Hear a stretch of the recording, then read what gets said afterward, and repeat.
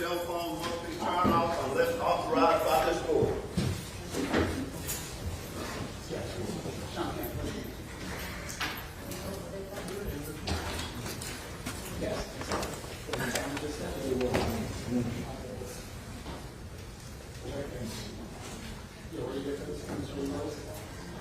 All right, stay ready.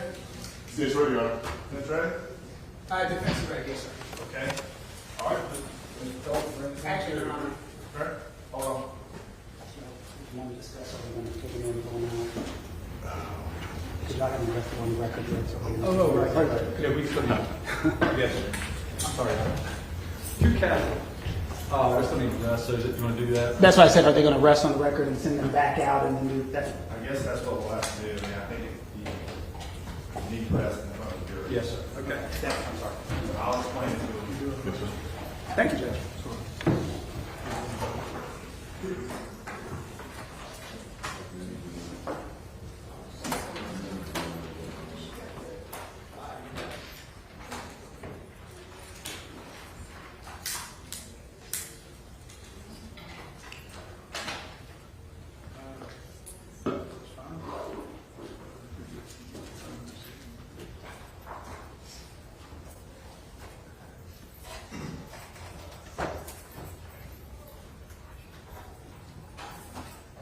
You understand what I'm saying?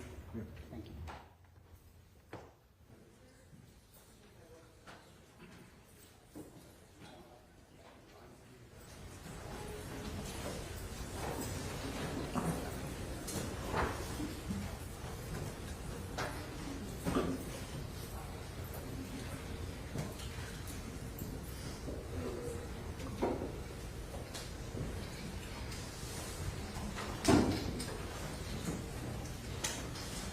Jury is present, John. Thank you, Mr. President.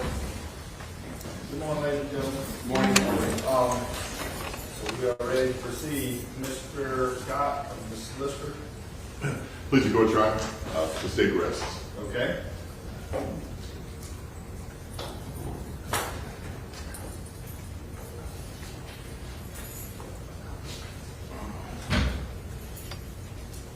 Okay, ladies and gentlemen, that concludes all the evidence that the state is going to present to you at this juncture. They certainly, in the event the defendant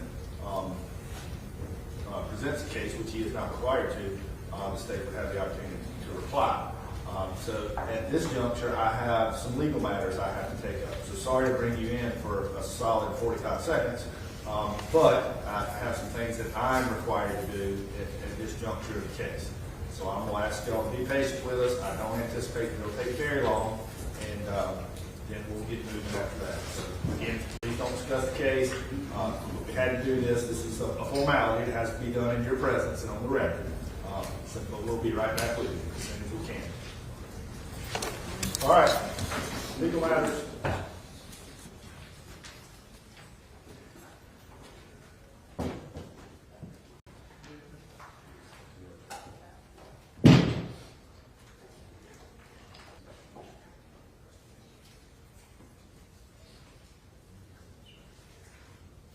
All right. I assume we have some motions from the defense. Yes.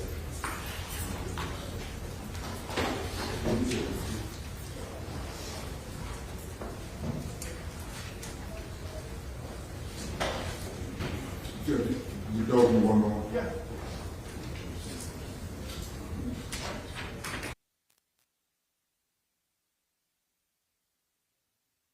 The defense would ask the court to consider granting the directed verdict of acquittal.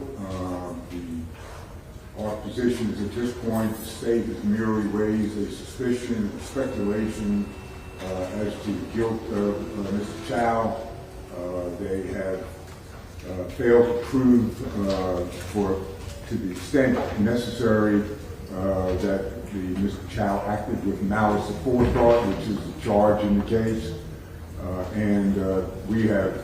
We believe we have set forth a strong defense of self-defense or defense of others. Don't believe that the state has overcome beyond a reasonable doubt our defense of others. And at this point, taking a light most favorable to the state, we ask the court to consider taking the case to the jury and granting a directed verdict. Okay? What's the state's position? Your Honor, taking in light most favorable to the state and considering the mere existence of evidence and not the weight of it, we have presented evidence that Mr. Chow chased a 14-year-old 130 yards before shooting him in the back, which clearly shows malice and reckless disregard and extreme indifference to human life. So we ask you to deny the motion and let's proceed to jury. Furthermore, we have disproven all 4 elements of self-defense, in that they've only been inferred at this point. We have disproven all 4 already. All right, anything else? Judge, just respond. Of course, this is an unusual situation because the state has a burden in 2 respects with respect to murder. One is they have to prove guilt beyond a reasonable doubt, which we believe that they have failed to do in proving malice. Second of all, they have a burden of proving beyond a reasonable doubt that he did not act in self-defense. Our position is that as far as the first element, without difficulty, Mr. Chow was not the individual. His son was the one that ran out the store. He went to protect his son. There was any connection between him and whether or not there was something taken from the store, and whether or not he was acting in a reasonable fashion. I think would fail to show that he acted or he brought on the difficulty. He was following his son to protect his son. Well, is that, correct me if I'm wrong, and I've been working on a charge, but I understand that the without fault applies to the defendant and the person he was defending. Judge, he has to know, though, as far as whether or not, first of all, he's without fault. It's our Yeah, position. but it also applies to the person he's defending. They have to be without fault as well. But he has to know that. He has to know that he would have to know that his son had some fault in the thing. When he goes out of the store, he's not thinking about the shoplifting part of it. He's thinking about where's his son going, what's going on with my son. I'm going to protect my son. I want to see what happens. As I understand it, if his son is at fault, it's imputed to him as well. We have to argue that, I guess, at the appropriate time when we're talking about charges, jury charges. But I understand what you're trying to say. And as far as whether or not he believed or there was imminent danger to his son of death or serious bodily harm, we think that's been established. And it's a reasonable belief, and so I think that's been established. And at that point, when he was right there and the young man was pointing the gun at his son, there was no issue of retreat. There was no way that he could retreat safely because his son was in danger at that point of being shot. And we're talking about a very serious weapon, semi-automatic pistol that was loaded, had a laser on it. So we think that the 4 elements of self-defense are made out, and the state has failed to overcome them beyond reasonable doubt. So it's a kind of a unique situation because there's 2 issues really here about the malice, and then you have the self-defense issue. All right, anything else to say? No, Your Honor, there's been no testimony that he left solely to protect his son. The evidence that's been shown is they ran in tandem together. They are clearly at fault for bringing on the difficulty, screaming and yelling, chasing a 14-year-old boy. 130 yards away, there has been no testimony that he felt that he was in imminent fear of death or great bodily harm, nor did he testify or any testimony whatsoever that he felt that way about his son being in danger of death or great bodily injury. There's been no testimony whatsoever from anybody that there was no other means of avoiding the difficulty. Okay. Your Honor, we ask you to deny the motion. Thank you. Anything else, Mr. Swear?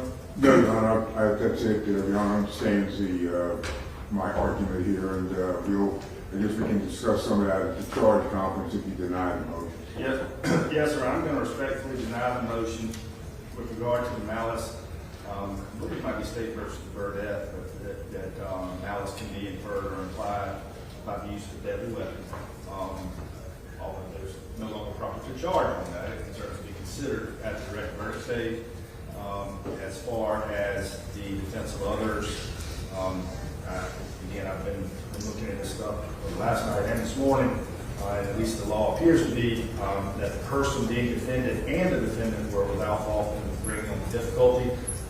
Whether or not Mr. Chow himself was, I do find that Mr. Andy Chow was at least partially at fault in bringing on the difficulty, so I'll deny the motion on those grounds. What's next? Judge, at this point, I know at some point you're going to have a colloquy with him as far as whether or not, ready to go. So I think maybe this would be an appropriate time for Yes, you to have your colloquy with him, Yep. and he's prepared to respond. Okay. Madam Clerk, can you swear in Mr. Chow? Yes, sir, Your Honor. Please raise your right hand. Do you swear or affirm that anything you shall give this court to be the truth, the whole truth, and nothing but the truth, so help you God? Thank you. All right, if y'all want to have a seat, you're welcome to. This takes a few minutes. It's too hard for me to get up again, so. All right, Mr. Chow, this time I'm going to explain to you your Fifth Amendment rights. If you don't understand anything I say during our exchange, please let me know. If you want me to explain anything in more detail, please let me know. Now, we've reached the stage of the trial where you may present your defense. You have the right to claim the protections of the Fifth Amendment to the Constitution of the United States, which states in part that no person shall be compelled in any criminal case to be a witness against himself. This means you cannot be required to testify in your case. You have the right to testify on your own behalf. However, no one can make you testify. This is a personal right, and no one can force you to testify. If you decide to testify, you will be subject to the same rules that govern other witnesses, and you may be examined and cross-examined on any relevant issue in the case. In addition, if you have any convictions involving dishonesty or false statement for crimes punishable by imprisonment for more than 1 year, and this court determines the probative value of admitting the evidence outweighs the prejudicial effect of you, the solicitor will be able to introduce your record to attach your credibility. If you decide to testify, this decision on your part must be freely, voluntarily, and intelligently made with knowledge of the protections given to you by the Fifth Amendment and the consequences of your decision to testify. If you decide not to testify, I will instruct the jurors that they cannot give the fact that you did not testify any consideration whatsoever, and that there is to be absolutely no prejudice to you because you did not testify. It is left entirely up to you whether or not you testify. You may talk with your attorney, your family, your friends, anyone else, but the final decision is left entirely up to you. Do you understand everything I've explained to you? Yes, I do. Do you have any questions about what I've explained to you? No. Have you had the opportunity to discuss with your lawyers whether or not you should testify? We have some discussions, yes. All right, do you want to talk with them anymore? And I'm not going to ask you to make a decision right now, and I'll certainly give you some more time. You to be advised of your rights, and you certainly can talk it over with your lawyer and your family some more, and then we will address whether or not you can testify at further time. Yes. Any more? Thank you. All right. What's next? That's all I have, Your Honor. Anything else from the state? No, sir. All right, Mr. Swirling, I'm assuming the defense is going to present a case.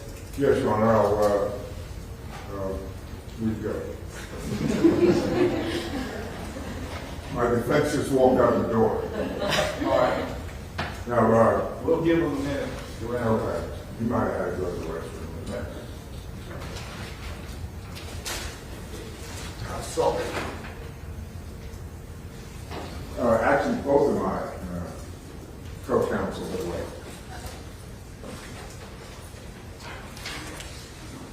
all right, we'll be at ease for Jack's never done this before. what is the first trial?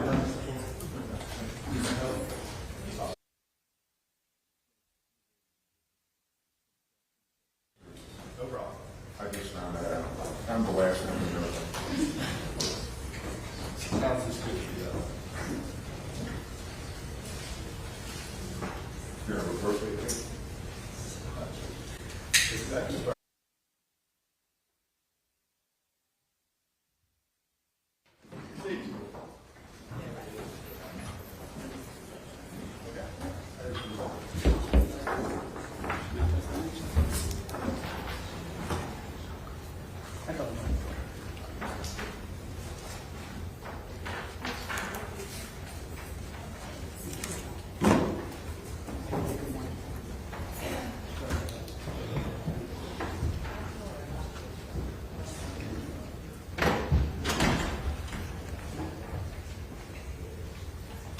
whether you want Mr. to. Chairman, reminder, cell phone must be turned off unless authorized. Is that correct? Yes, Your Honor. Mr. Colbert, please bring in the jury. Yes, Your Honor.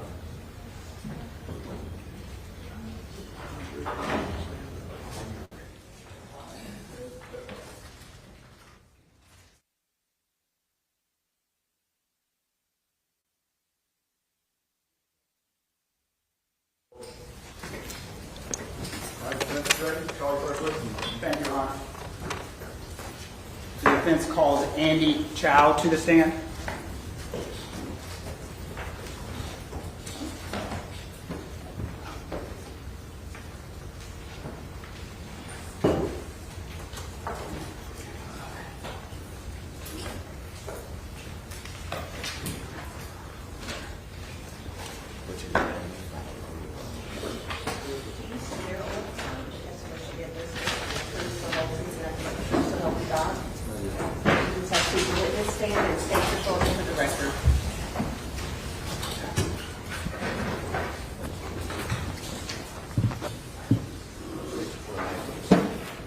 Andy Chow, Now, would you spell your last name, please? C-H-O-W. Andy, how are you doing? Okay. I know you're a little nervous because we're going to go over some rules, okay? First, you need to speak loudly and clearly enough. I know you're soft-spoken, but I need you to speak loudly and clearly enough so that young lady next to you can take down every word that's the court report. You understand? Yes, sir. She cannot take down head nods and shakes and things of that nature, so make sure you speak yes, no, and so on. Is that fair? Yes, sir. I don't anticipate it knowing your demeanor, but we cannot argue with one another. So if you will give me a chance to ask my question, I will give you a chance to answer. Is that fair? Yes, sir. And if you do not understand a question that is being asked of you from anyone, you have the right to ask for it to be said again. Is that fair? Yes, sir. And then in your testimony, you cannot testify to what other people think or in their minds or anything of that nature. You can testify about your memory and what you know. Is that fair?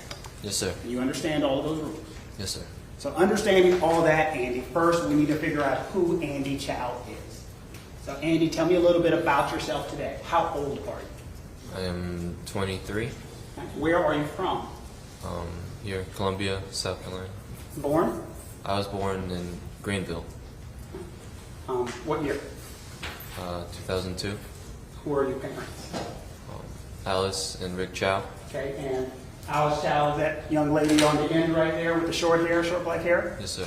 And who is Rick Chow? Is that him right there? Yes, sir. What is his real name? Like, you keep saying Rick. I don't think Rick's his real name, is it?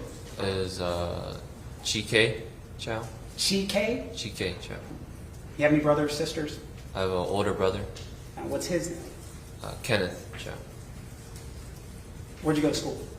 I went to Hammond Hammond High School? Hammond School. Oh, Hammond School. I don't know what it's called. It's here in Columbia. Yes, sir. And when did you graduate from Hammond? 2021. Play any sports or do anything in Hammond? I was a swimmer. Swimmer? What did you swim? What was your event? I was a breaststroker and a freestyler. Were they any good? I was okay. You won a state championship. Yes, sir. So you were pretty good swimmer in high school. Yes. Did you go to college? I went to the University of South Carolina, And when did you graduate from USC? 2025. And degree? What do you have a degree in, or what did you graduate with? Computer Information Systems. And your love of computers, who'd you get that from? My dad. Your dad, he was a professor, right, of computers? Yes. What do you do now? Do you work? Yes. What do you do? I'm at Blue Cross Blue Shield. How long have you been there? 3 days. Okay, so you just started working. And Andy, from your demeanor, this is how you are. You're very just kind of quiet guy. Yes, sir. All right, so I want to make sure that we, understand all the questions we're asking. I know you're quiet, but I need you to speak loud enough. So I want you to speak loud enough so this person at the back of the jury panel can hear everything you're saying. Okay? Yes, sir. Is that fair? And Andy, tell me about your parents in a business. Did they own a business? Yes, sir. What business did they own? A gas station. Do you know where it was located? 7441 Park Lane Road. What type of, just a convenience store? Was it just gas? Did it have other stuff? What did this store have? It was gas station and convenience store. And what about you? Did you work there? I came in on the weekends and during school breaks. Okay. And you worked for your family? Yes, sir. Did you get paid? No. We'll discuss that later. But you did not get paid working for your family, it sounds like. We'll Yes. talk to Alex and Rick about that at a later point in time. Now I want to take you to a more serious event. I want to talk about what we're here for. Okay? Yes, You remember sir. the date? Uh, You remember when it happened? yes, sir. So I'm not going to interrupt you. I want you to tell the jury what happened that day from your point of view. Can you just tell them what happened? Okay. So I watched a young man come in to the store, and I was stocking things onto the shelf, and so I went to the register, and I hear my mom ask him to leave his backpack at the front of the store, and so he does, and he starts to go around the store, and then I see he goes to the water cooler, and that's when I think he pockets a water, and so he comes to the front, starts coming to the front, and I ask him if there's anything in his pocket, and he says no. My mom, she also asked him, and then I see he turns to both of us, and he tries to show there's nothing in his pocket, but he keeps his hands in the pocket and still like trying to hide something. And so after that, he turns around, he grabs his backpack and walks out the door. And while he's going out the door, and both hands are out of the pocket now, I see something heavy just droop down in his hoodie pocket. And so that's when I come around the counter and I call out to him, hey, and he doesn't turn around, he just keeps going. And so I walk to the door, I walk out the door, and I see he turns the corner of the store. And so I walk over to the corner, and then I hear my dad come up behind me, and he calls out hey to him, and he turns around and immediately turns back around and starts to sprint away. And that's when I start to run. And before he leaves the parking lot, I see he throws something out to the right. And so I slow down. I slow down for like a second, and I glance back, and I don't see what he threw. I only see trash and litter. So I immediately turn back around and continue following him. And so I see he crosses the street, and I go to cross the street, and then I see he trips and falls flat on the grass. And so I was running full speed, so I end up catching up to him. And when I catch up to him, I see something is in his hand. I'm not sure what it is yet. But as he starts to get up, I see that it's a gun, and he points it at me. So I immediately put my hands up. I start to back away from him quickly, and then I yell, "He has a gun!" And then I turn to my dad, who's coming up behind us, and I yell at him again, "He has a gun!" And I'm still backing up, and I watch my dad, and I watch him yell, "Drop it, drop it," and he yells no, and then pulls his gun and fires one shot. And so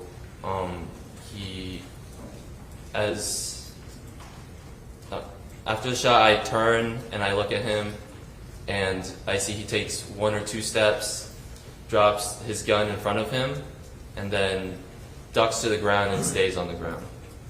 And so I come I start to go to him slowly, and I see my dad coming on my left side. And when we get to him, my dad, he picks up young man's gun and he tosses it to the side, further away. And then I checked to see if if he got hit by the shot, because I thought my dad actually missed. And so I check it and I see there's a bullet hole in the hoodie. And then I pull up his hoodie and I see there's a wound in the back right on his back right side of his back. And then my dad immediately grabs his hoodie and applies pressure to the wound and starts to call the police. And then I look back down at him and he's unresponsive. So we flip him over onto his back, and my dad immediately starts chest compressions, and he yells to me to call 911. And so I start to dial 911, and I see 3 women coming down from the parking lot, and I continue to talk to 911, and I see one of the ladies, she's hurrying over, she's taking her hoodie off, and she says she's a EMT, and she says she's going to tie a tourniquet, and she comes over and takes over CPR. And so I see my dad and her working together, and then I continue to talk to 911, and then I start to hear the sirens coming closer, and I go out to check, to watch to see if the first responders come to us or turn into the parking lot of the gas station. And they end up turning into the gas station. So I go and run to the parking lot. I point all the first responders to the scene. And after most of them made it there, I make my way back to the scene and I wait to talk to the police. Did you talk to the police? Yes, sir. And did you tell them what you just told us, jury? Yes, sir. I want to go backwards through your story and talk about a little bit and get some details, if that's okay. Yes, sir. It has been suggested that you didn't tell anyone you saw a gun pointed at your father, or pointed at you, I'm sorry, not your father, a gun pointed at you. Did you tell anyone on scene that a gun was pointed at you? I did not say the exact words it was pointed at me. What did you say? I said that he had pulled a gun on me. And you called 911, Yes, sir. talked to officers. Yes, sir. After the young man was shot, did you and your father have time to huddle up, sit down and talk about anything that happened? No, sir. You called, and who told you to call 911? My dad. Immediately. Yes, sir. And the 911 call, is that the first time you had mentioned about the gun? Is that what you remember? Yes, sir. Yeah, at this point in time, we'd like to play Mr. Chow's 911 tape to rebut a claim of fabrication. You have 911 very clear.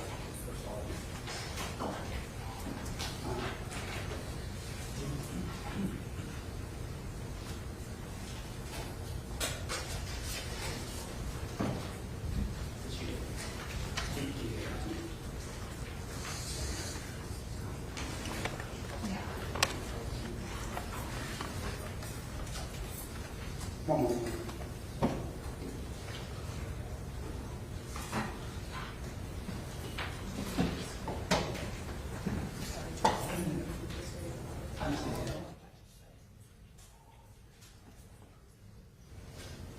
And you have listened to the 911 call, correct? Yes, sir. And you'll be able to recognize your voice on the 911 call? Yes, sir.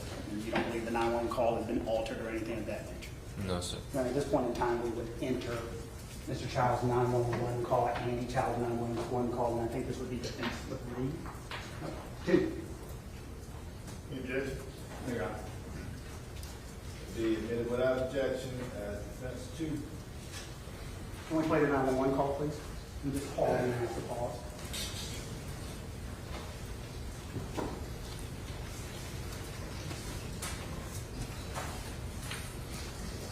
Huh? Oh.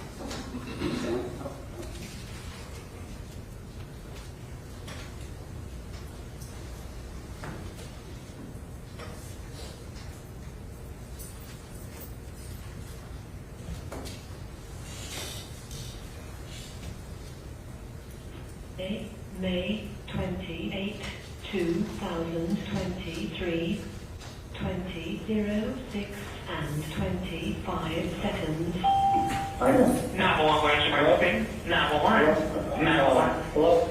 Can you hear me? Yes, I can hear you. What's the call, please? I need dispatch down on Green Tree Road. Andy, that person's voice, is that your voice on the 911 call? Yes, sir. And this is the call you were just testifying about? Yes, sir. Okay, can you go ahead and play? Okay, what's the emergency? Gunfire. Good, sir. You heard gunfire? Yes, sir. How many shots did you hear? Was anyone? There's a voice in the background yelling, call 911. Whose voice is that you hear? This is my dad's. Can I play, please? Just one. Okay, who was shot? Talk to me, hello? He's, Sir, we, who was shot?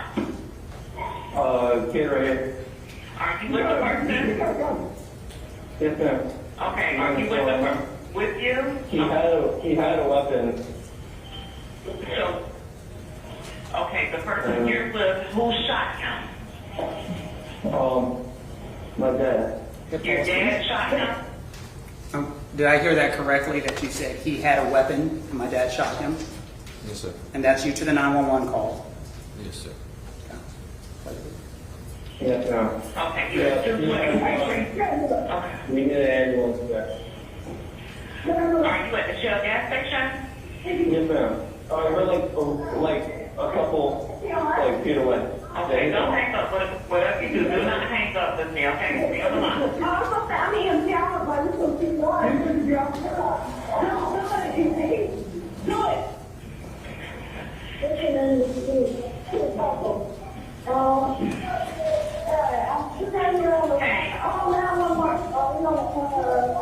Okay, pause, please. Pause. And you're still on the phone with 911 at this time? Yes, sir. And there's other conversations, other people calling 911, and your father saying call 911. All of this is happening, but you're still on the phone. Yes, sir. And this is not giving you an opportunity to talk to your father. Would you agree? Yes, sir. Okay. Yes, ma'am. Okay, you said your dad shot him? What's your name? Andy Chows.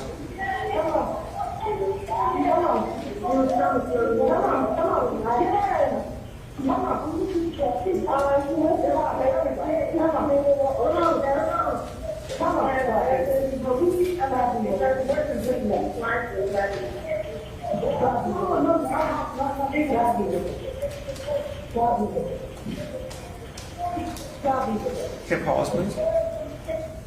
And this is, you're still on the phone with 911. You have not hung up the phone. Yes, sir. And no one is telling you what to say. No, sir. Not during this time. No one is telling you what to say or what to do or anything of that nature. No, sir. Someone doing CPR? Yes, ma'am. She's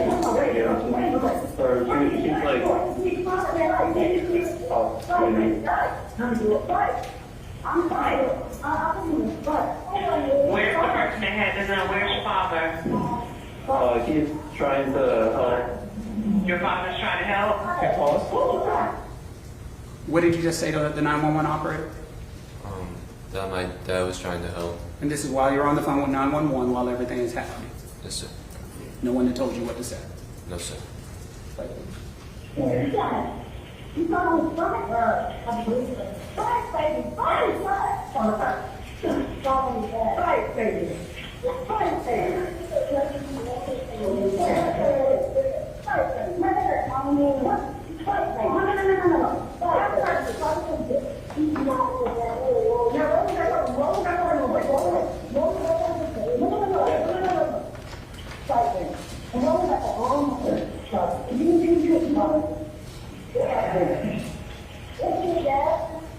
Why did your father shoot him?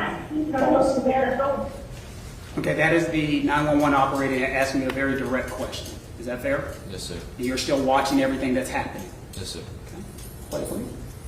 Well, so he was feeling something. I think, I'm not sure because we're over here. But and then we were chasing him. Your father works in the door? Your father works in the gas station? Yeah. Okay. And he pulled out a gun, so that's when my dad pulled his. Okay, pause. What did you say right there? So I say that he had pulled a pistol on us, and then I say he pulled a gun on us, and that's when my dad pulled his. Okay, so you say two different statements is going over there. You say he pulled a pistol on us, and he pulled a gun on us. Yes, sir. Okay. Continue, please.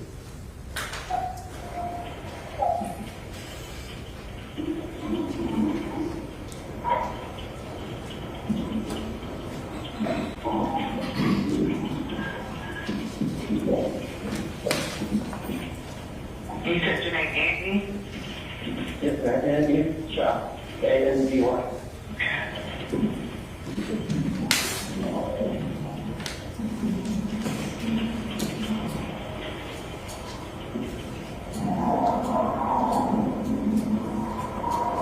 Okay, help this on the west part. All right. Is it, are they still on CPR? Yes, ma'am.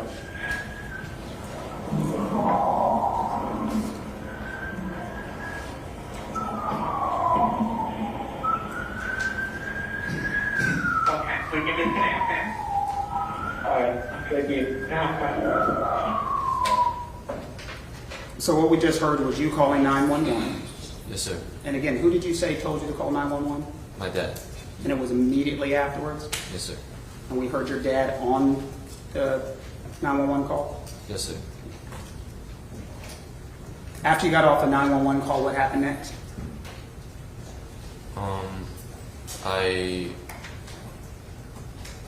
I can't remember if I was already at the parking lot, but I made it to the parking lot. I point the first responders down, and then I made my way back to the scene, and I wait there till the police talk to me. It wasn't that long after the 911 call, or was it? Or do you remember? I don't remember. During that time while you were waiting for law enforcement, did you and your father have time to talk, plan a story, or anything of that nature? No, sir. And then an officer talked to you. Remember the first officer who talked to you?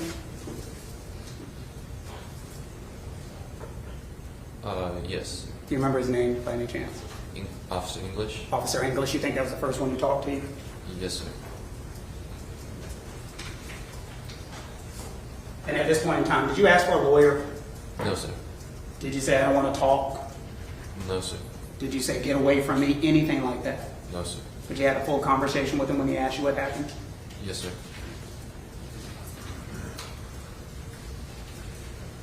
An objection would be just foundation authentication. I think he can ask without statements in it. I don't believe he can introduce the officer for this particular witness. To suggest a claim of fabrication, Your Honor, one, and this officer's Which already. body cam was it again? This would be English's body cam, which is Andy's statement. I'm sorry. Yes, sir. Yes. Sorry. Yeah, it's English's body cam of his statement. Gotcha. I'm sorry. Yes, sir.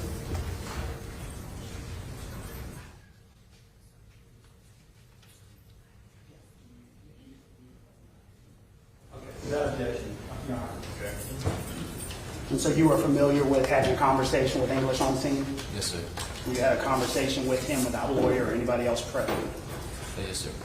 Your Honor, at this point in time, I'm sure I will offer this as defense 5, 6, 3, defense 3. This has already been looked at, but this is the unmuted copy of what Mr. Chow said that day. So that makes sense. The state has already offered a muted copy because under the rules of what they were required, now we're just offering an unmuted copy. Okay. It'd be Admitted to state's 3 without. Defense. Sorry, defense 3 without objection. Sorry. Can we go ahead and play that? Okay, pause, please. Who is that in the video? That is me. Okay, and this is the conversation you were talking about that you were having with the officer? Yes, sir. Okay, can we go ahead and play that, please? So I was at the register and we were watching it because I think my mom said, Yeah, pause, please. for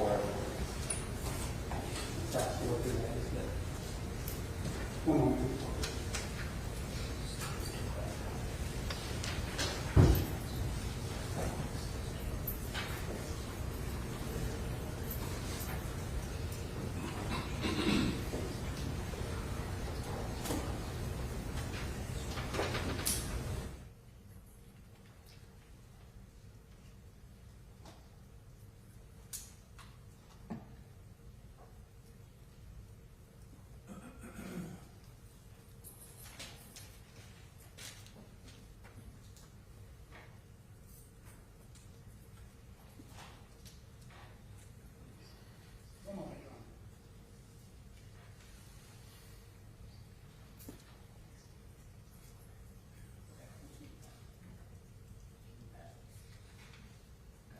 Continue to play, please.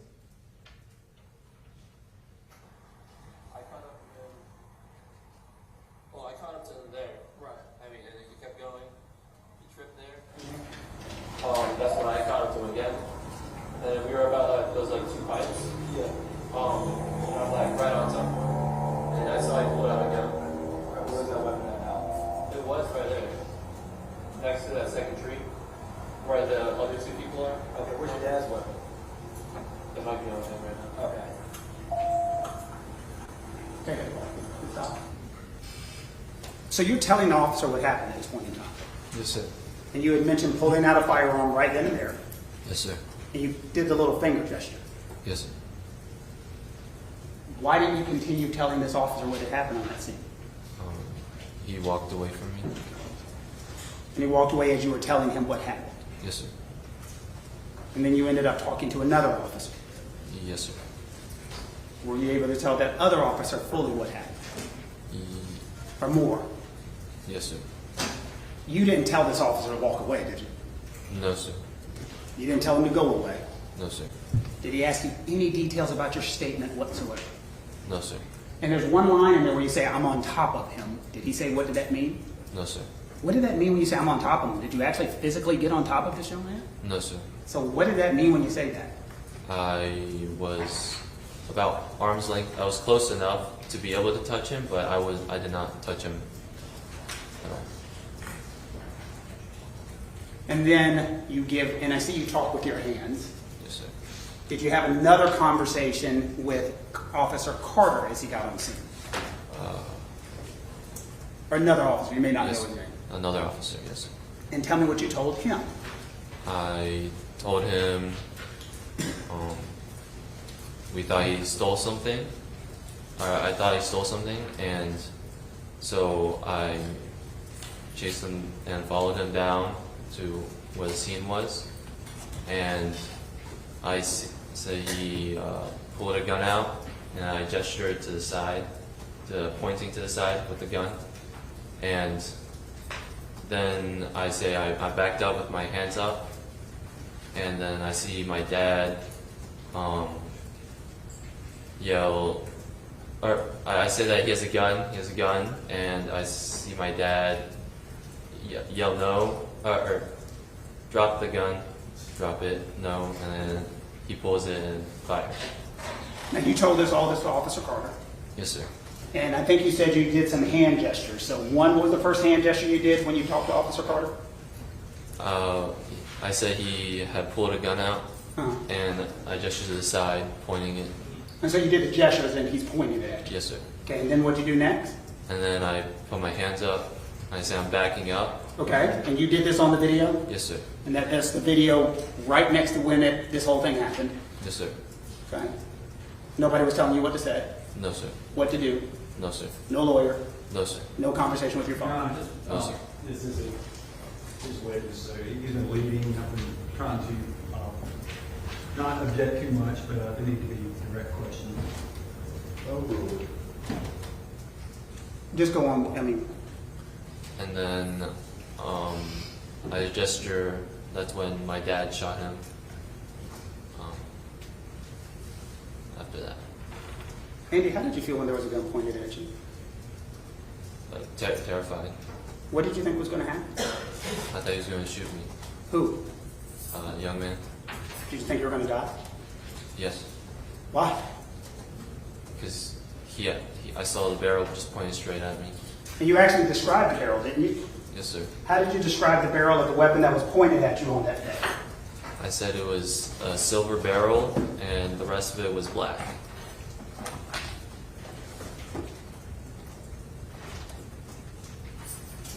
Showing you what's been marked. Well, before you described the firearm, had you seen it again since it was pointed directly at you? No, sir. Had anyone showed it to you on scene? No, sir. Did you go up and look at it and examine it? No, sir.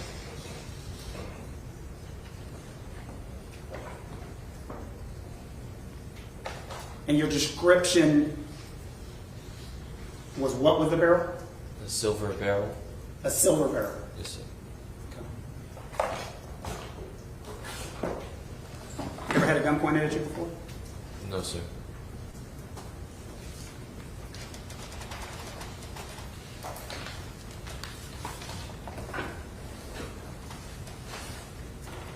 Now, at this point in time, we offer Detectives Carter body-worn camera into evidence if the state wants us to wait till Detective Carter when we do it as identification only. At this point in time, but we offer this to support claim of recent fabrication.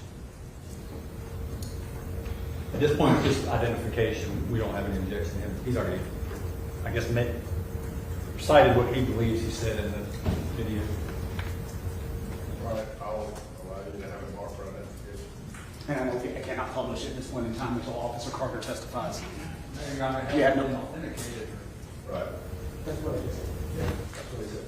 Y'all are agreeing, actually. Yeah, that's what I said. Oh, I'm sorry. I heard published, I'm sorry. No. I said I will not until Officer Carter comes, just so we have that for the sorry.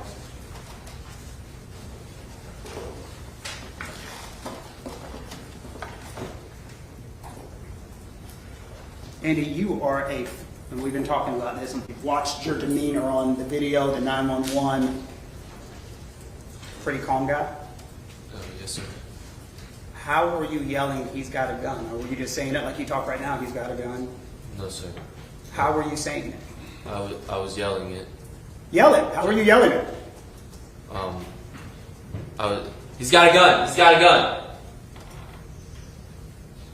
When you said it, were you scared? Yes. And who was around you when you were saying it? My dad. This guy, Mr. Chow, Yes, sir. your father. Says yes. Yes, sir. And he knows you. Yes, sir. I would assume your whole life. Yes, sir. What do you believe would have happened had Mr. Chow not shot that gun that day? I would have died.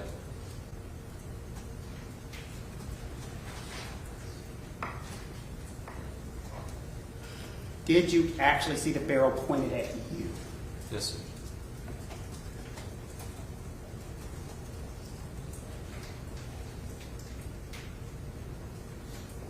And I want to go back and talk about the things that have happened in the store, because there's been a lot of comments on things that happened in the store that day, Andy. And the first question is going to be asked, you chased this kid out of the store, and you accused him of shoplifting, right? I mean, you accused him of shoplifting. I did. You didn't find any water. I did not find it. Why in the world did you think he shoplifted anything? Because of what happened in the store. But tell the jury again, because, I mean, that's the whole question. Why did you think he had done something wrong? So I see him at the water cooler, and I believe he pocketed something. He had his back to me, so I couldn't see. And so when he was walking to the front, and I asked him if he had anything in his pocket, he kept his hands in his pocket, and I saw his fingers kind of pushing against the hoodie pocket to try to hide what was in there. And then when he goes out the door with his hands not in the pocket, I see something heavy just way down. And so in my mind, I believed he had stolen something. Showing you a screenshot that has been entered from one of the videos presented by the state of South Carolina. Do you recognize it? Yes, sir. What are we looking at? He is. He's doing something with the. He's either putting down the backpack or picking it up. I think he's putting it down. Your Honor, but you do recognize it. Yes, sir. You recognize it from the day that we're talking about. Yes, sir. And it's substantially similar to the videos and security footage that you have seen. Yes, sir.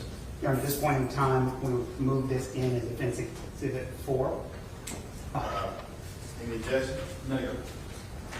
The photograph will be admitted as Exhibit 5.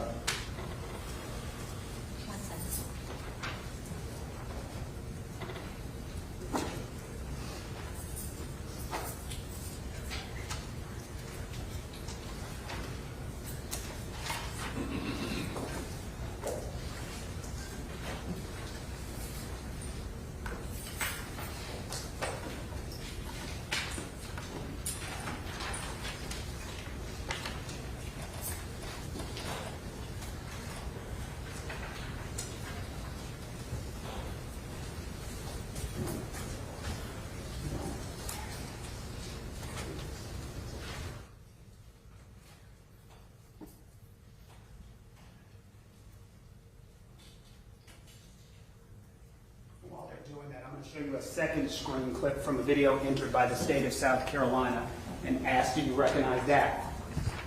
Yes, sir. Is that a stream clip from the same video that we were just talking about? Yes, sir. And is that the same image of the young man who was in the store that day? Yes, sir. And that is from a vantage point you would have seen and recognized? Yes, sir. Your Honor, at this point in time, we would offer the second picture that we just talked about as Defense Exhibit 6. Any objection? Yeah, it's No objection. All right, to be admitted as Defense Exhibit 6 without objection. All right, so the first one we're looking on the screen with, you had said that you had seen the young man in the back doing something with waters, Yes, sir. and then you saw something heavy in his pocket, Yes, sir. and you had assumed that he still had water in his pockets, correct? Yes, sir.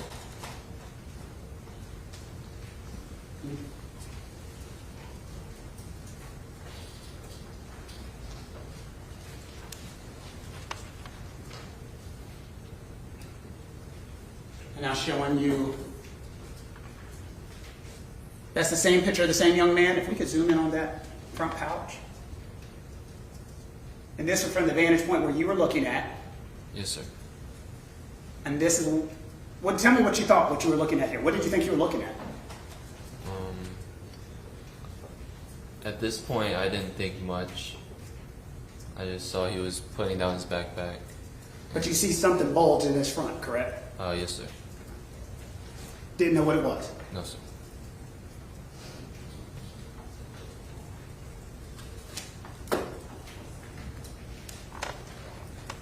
Now, while he's in the store, are you telling your dad, hey, something's fishy up here, something's weird up here, anything like that? No, sir. Having any conversations with him? No, sir. Any discussions with him? No, sir. With anybody other than your mother? I didn't say anything. Anything at all? No, sir. So the decisions you were making that day, whose decisions were they? Just mine.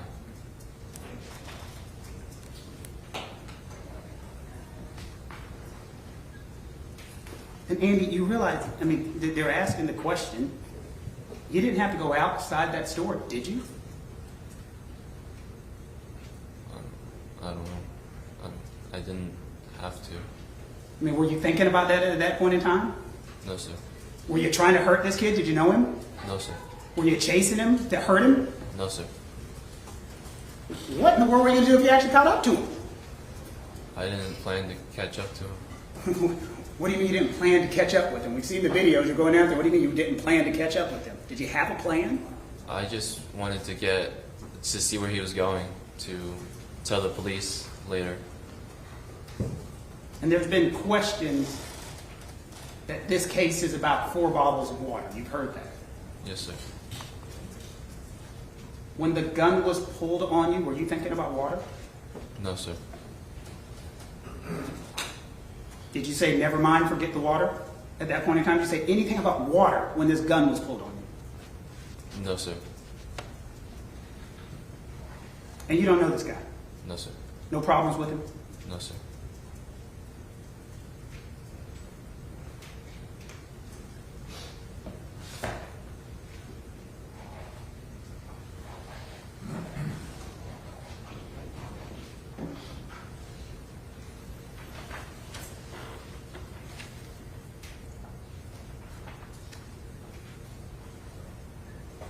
Did you have a gun on you that day? I did not.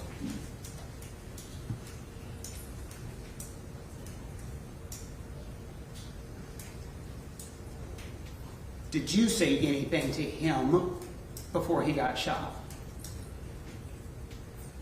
Not directly to him, no. All you remember saying is, he's got a gun, he's got a gun. Yes, sir.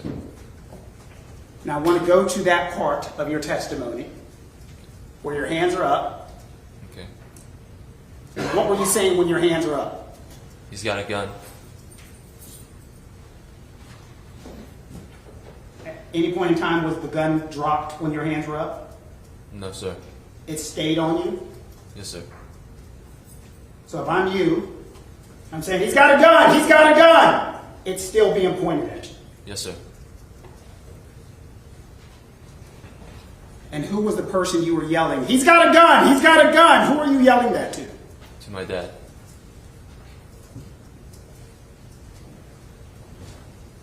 And as you were yelling that with your hands up and a gun pointed at you, at some point in time you had testified your dad said something also. What was it? He said, drop it, and no. Was it dropped or was it still forward pointing at you? Still pointed at me. The barrel? Yes, sir. And what were you looking at? I was looking at my dad at that time. Were you scared? Yes, sir. And again, what did you think was going to happen had your dad not fired? I was gun shot.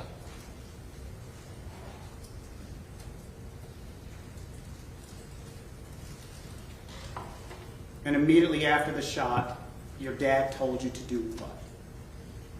Call 911.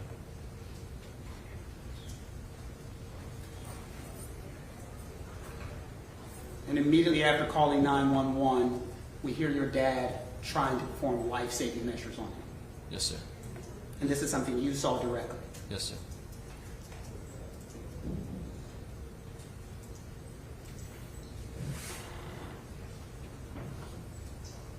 I beg the court's indulgence for one moment, Your Honor. Yes, sir.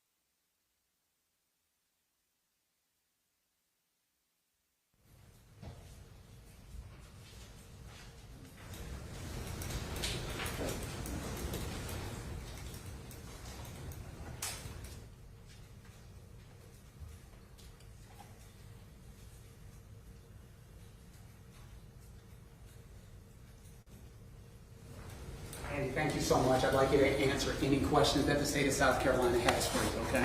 Okay. Cross-examination. Yes, sir. On line break or just keep on Yeah, going? I'm fine with that. I'm fine with that. You want to go ahead and take a break? Brief. Comfort breaking? I understand. All right, well, let's take, we ain't going very long. We'll take about a 15-minute break. Ladies and gentlemen, we're going to take a short break, and again, please don't discuss the case. We'll be right back with you.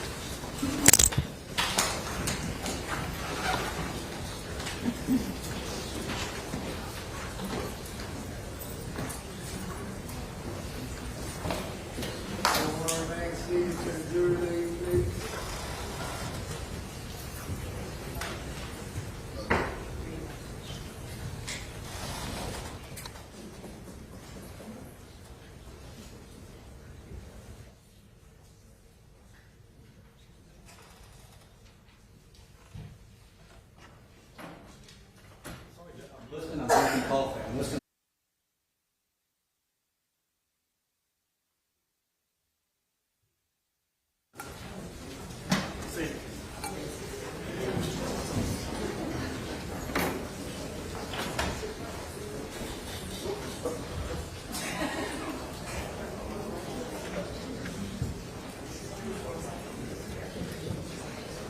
All right, come on back up, Mr. Chow.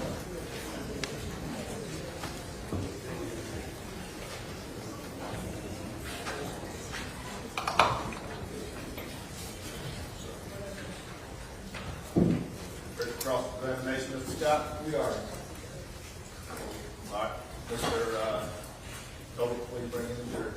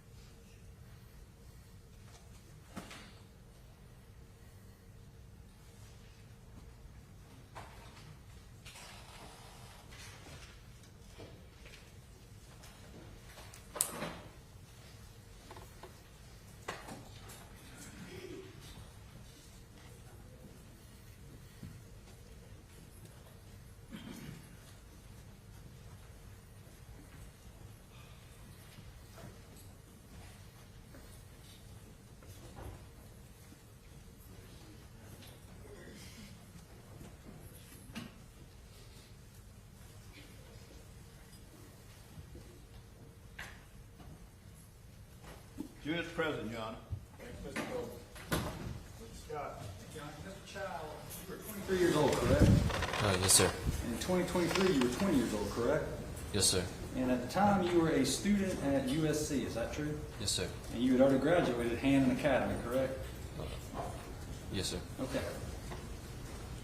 If I ask any questions that you need me to repeat, I'm happy to do it. Okay, You yes, had sir. graduated Hammond at the time? Yes, sir. And that is a private school here in Columbia, correct? Yes, sir. And you swam on the swim team, correct? Yes, sir. Did you get any college scholarships? No, sir. You were 5'11", 200 pounds at the time, correct? Around that.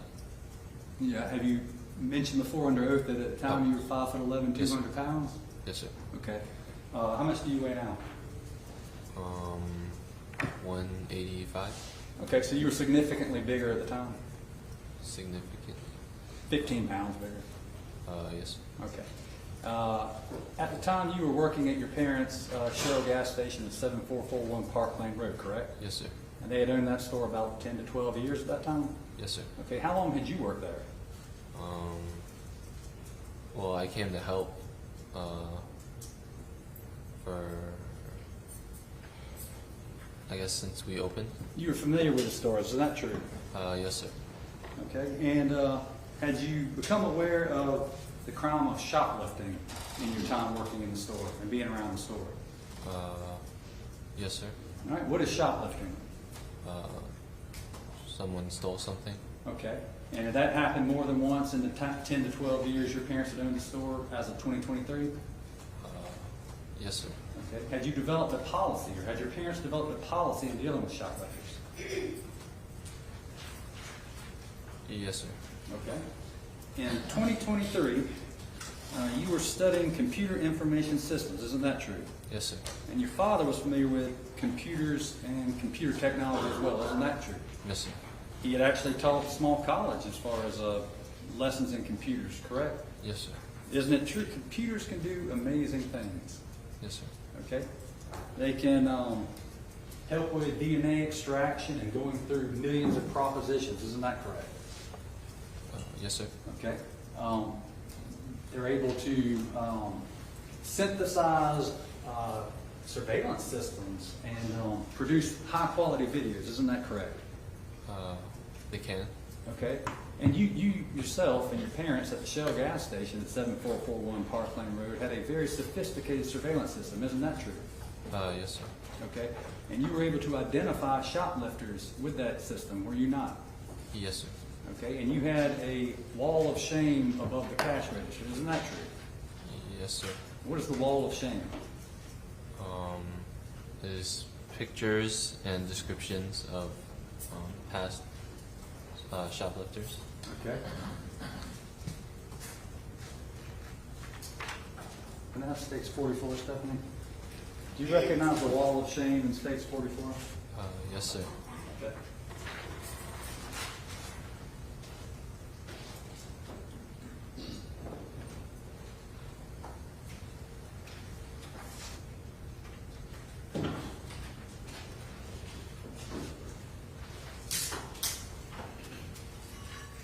Andy, while she pulls it up, what is the purpose of the wall of shame? To show who and what they stole. Okay. What is the purpose of showing who and what stole, or who stole and what they stole? To show other customers. Okay. And to show law enforcement? They can if they come in. Okay. And if somebody steals and makes your wall of shame and they come back in, are you able to identify them? Me, myself, or Anyone. I mean, why would you have the wall of shame? Why would you have a picture of the shoplifter up? It's to identify them, right? it can be. So if you recognize somebody who's on the wall of shame and they come back in, what do? What I would do would be What is the store policy at 7441 Park Lane Road, Shell gas station in 2023? What is the policy when somebody who's on the wall of shame comes back in the store? I would ask him to leave. Okay. Now, you see all the people on the wall of shame in 2023? Yes, sir. Okay. How many of those people did you chase? Did I chase? Yeah. None of them. Okay. You don't remember chasing any of those people that stole? I did not chase anyone. Okay. I see a number of other pictures here of people. Do you see the lotto tickets right there? And I don't know, Stephanie, can you zoom in on this? What's that guy? What's he doing there? Right there up under the monitor with the cash register. Probably the same thing as the same as the other pictures. Okay. Stephanie, can you zoom out, please? Scroll over to see the clock on the wall there? Zoom in up under that camera. You see that, Andy? What are these people? It'd be the same thing What's the same thing? as the other pictures. Okay. So you agree with me that you have a sophisticated surveillance system in there that is capable of generating high-quality pictures of people you suspect of committing a crime, correct? You want me to ask that again? To me, it wouldn't be the highest. It wouldn't be high quality, but it's enough to see their face. You don't consider these videos we've been watching high quality? It can be higher, Okay, well, maybe not movie quality, but you can see their face. Yes, Okay. sir. And there's nothing to stop you guys from taking these pictures and sending them into law enforcement, correct? There's nothing to stop you from doing that, is there? No, sir. Okay. And you certainly know how to use 911, right? Yes, sir. Okay. And you've done it in the past, correct? I have not. I could have sworn, when your lawyer was up here, you were talking about a 911 call. I could have sworn I heard your voice on a 911 call. Oh. Did I imagine that? I thought you meant before that. You've used 911 before, Yes, sir. and you use 911 to get law enforcement involved, correct? Yes, sir. And you use 911 when you see something illegal going on, correct? Yes, sir. Okay. And you use 911 to get law enforcement who's paid to do their job to come help, correct? Yes, sir. Okay. So you know how to use it. Yes, sir. How do you use 911? You dial 911? Very easy, right? Yes, sir. Okay, you have a phone, correct? Yes, sir. All right. Now, in 2023, you were working behind the cash register, correct? Yes, sir. And the cash register is raised up a little bit higher than the rest of the floor, correct? Yes, sir. And you got a pretty good view of the floor and the surrounding, correct? Yes, sir. State 68, please.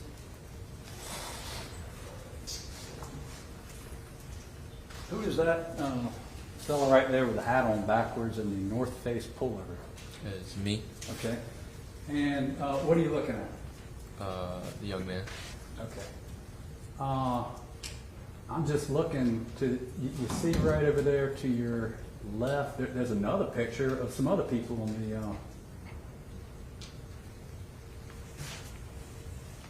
isn't that some more people right there that you got pictures of, right? I'm even looking right here, Andy, you see these people here, and what did they do? Or did they shoplift, or why would you have a picture of some people back here? I'm not sure. Okay, but you have pictures of customers behind the counter too? We did. Okay. And Andy, look right here, there's some more people right here that you got pictures of. Right? Yes, sir. Tell me about this gadget right here, this tablet to your right. What is that? It shows if a person who is in the system, Tell me about a person in the system. so they need to be entered into it. Explain what you're talking about. Use your words. Okay. So all I know is that their picture needs to be entered into it. Whose picture? Anyone, it can be. If I just went and pumped gas there, you put my face in the system? No, sir. Whose face do you put in the system? There are employees. My face is in there. Who else? There are shoplifters. Okay. Tell me more about that. Tell me more about the shoplifters that you enter into your system and then you have access to them from that tablet. Tell me how that works. So if they are in the system, they come into the store, Right? then they will pop up on that tablet. Really? Yes, sir. Okay.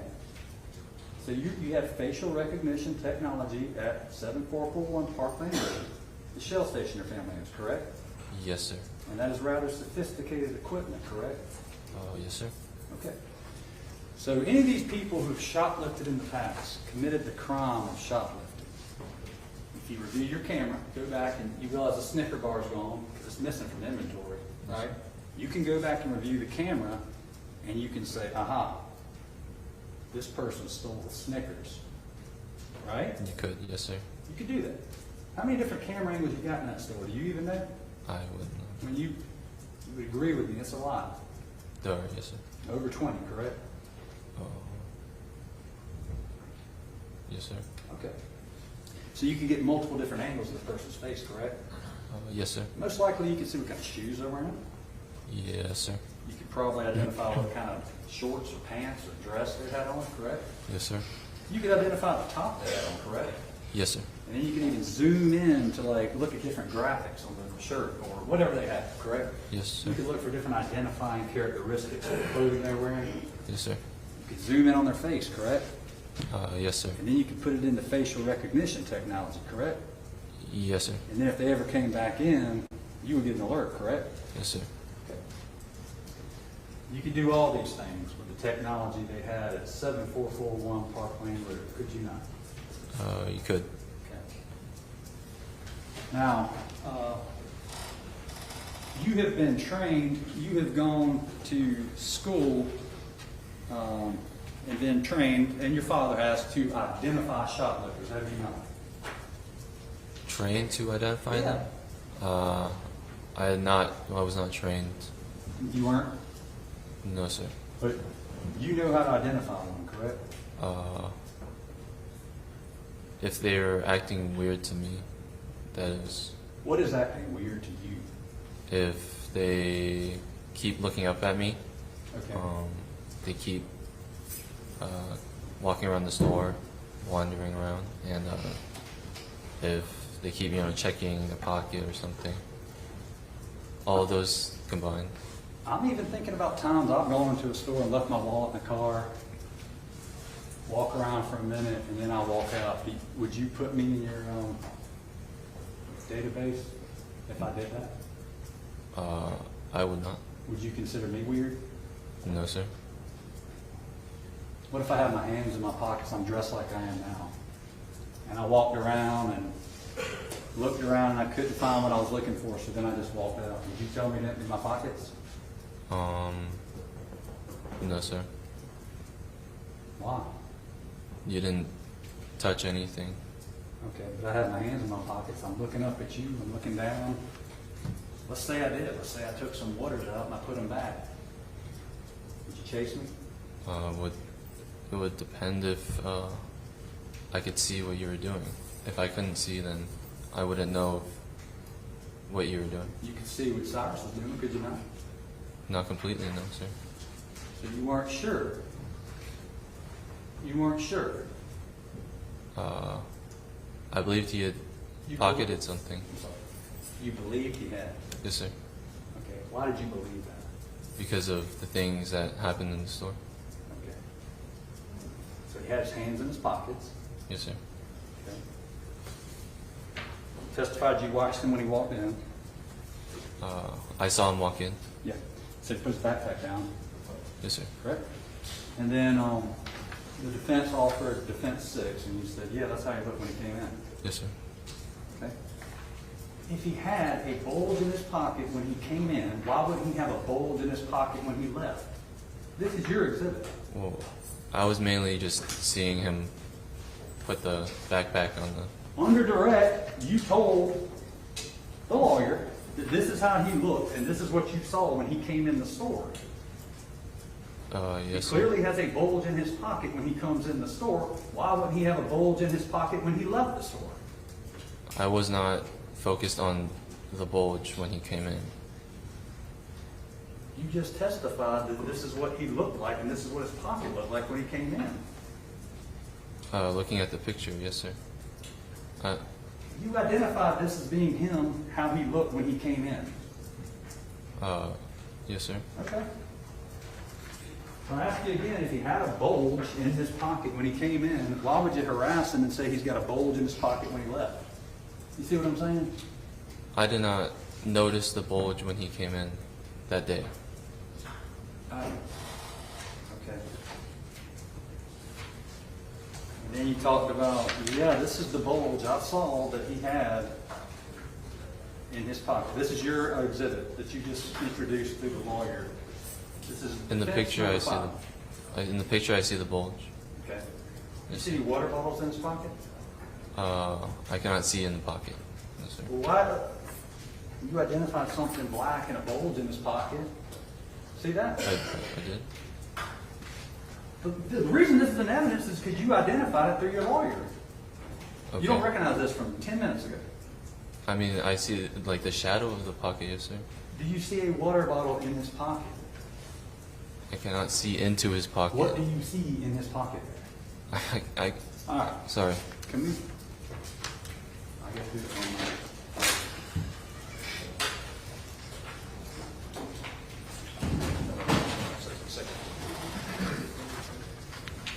There's clearly something black in his pocket. In the picture, states number 5. I'm gonna just point it to you. Do you not see something black in his pocket?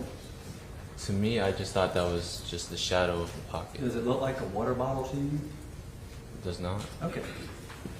All right, with all the surveillance systems they had at 7441 Parkland Road, and with all the technology and the facial recognition, okay?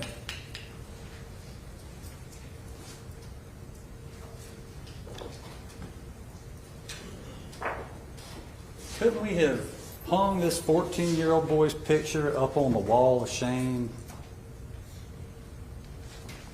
Couldn't we have done that? We could have put his picture. Yeah, on the wall of shame with all those other people, right? Couldn't we have done that? You could have. What would have stopped you from doing it? Nothing. Nothing. Okay. Is there anything that would have stopped us from going back and printing all these pictures up of the boy with the white Air Force Ones, the black Nike joggers, the red Child's Play hoodie? He never covered his face, did he? He did not. He never put the hoodie on, did he? He did not. We've got hundreds of still shots we could provide law enforcement, could we not? Could you? You could. You could. Is there anything that stopped you guys from doing that? No, sir. Okay. And how long does it take to call 911? How many seconds does it take, you think, for you to hit 3 buttons on your cell phone? A second. 1 second? Yes, sir. Is there anything that stopped you on that day from using 1 second of your time to dial 911? Nothing stopped me. No. You know how to use 911 because you've used it before, correct? Yes, sir. You used it on that day, correct? Yes, sir. Nothing stopped you from using it. No, sir. And you certainly have a cell phone that's capable of connecting to 911, correct? Yes, sir. Okay. But we didn't do any of that on this particular day, did we? Not until after. Yeah, it's a little late after though, right?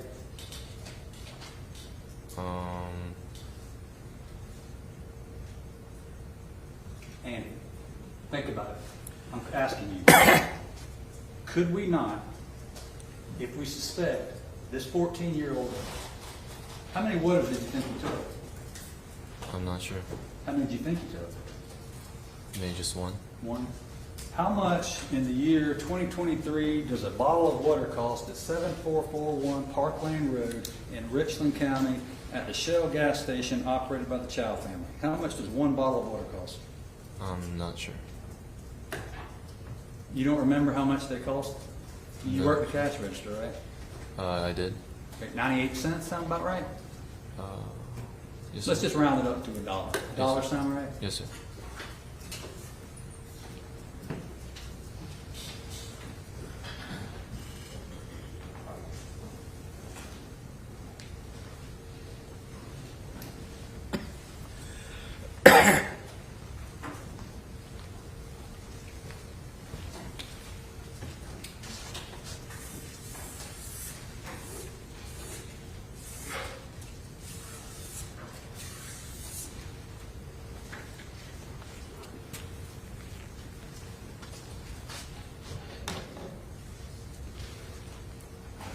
Think you took $1 worth of merchandise from the store? I did think that. Yes, sir. And you were certain of it? I believed he had taken it. Yes, sir. You strongly believed enough where you left your counter, you left the cash register and ran after it, correct? Yes, sir. You yelled at him. You soft-spoken today, yeah, right? Yes, sir. You weren't soft-spoken on that particular day, were you? Well, I just called out to him. Okay. You used your voice, right? You Yes, weren't- I'm. It's not difficult to hear your voice in those videos, is it? No, sir. Okay. And your dad, he ran with you, correct? He was behind me. He ran with you, correct? I would not. I didn't know what he was doing behind me. He ran with you, correct? Yeah, I asked and answered. He ran with you, correct? Watching the video, I saw him running behind me. Yes, He sir. ran with you, correct? You asked and answered. Just he doesn't like the answer. How That was did the you fourth stop time. him? Sorry. I'm sorry. Go ahead. He ran with you, correct? Yes, sir. Watching the video, I saw him running behind me. Okay. And you're taught to obey your father, correct? Yes, sir. You understand my question? As in just like, Were you taught to obey your father? yes, sir. You were not taught to disobey your father, were you? Oh, no, sir. Okay. So when he yelled to you, Andy, stop! Do not do this. You listened to him, didn't you? Yes, sir. Huh? Yes, sir. So when he yelled that day, you stopped, didn't you? When? May 28, 2023. That's what we're talking about here today. Yes, You sir. remember May 28th of 2023? Yes, sir. You remember when y'all ran out the door after that 14-year-old boy? I walked out the door. Okay, we'll watch a video here in a second. Okay. But you remember when you exited the store with your father after the 14-year-old boy? Yes, sir. Okay, and you remember right then when your dad said, stop. Stop, Andy, let's stop right here. You remember when he said that? No, sir. Because he didn't, right? You did not. He didn't say that. No, sir. And if he had, you would have obeyed him because you obey your father, right? I would have stopped. But you guys continued running along up Spring Street, correct? Well, so I saw him. Wait. Okay, but if you need to explain the question, I'm just asking you continue to run up Spring Street towards. After he started running, yes, I Okay. ran after. When did he start running? So I had gone to the corner of the store, Uh-huh. and I hear my dad come up behind me and call out, "Hey!" Right. And then I see him, the young man. He turned, and then turned back around immediately and started sprinting down. Okay. And so that's when I started to run. Okay. So that was after y'all went around the corner. Let's see. I kind of slowed down at the corner. Just Let's see.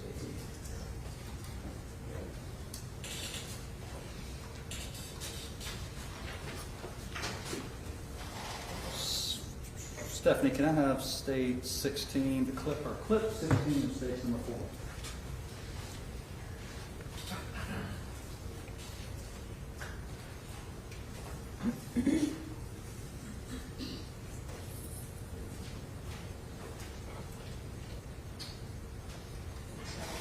Yeah, play, please. This is the young man that you were talking about, correct? The red shirt? yes, sir. Okay.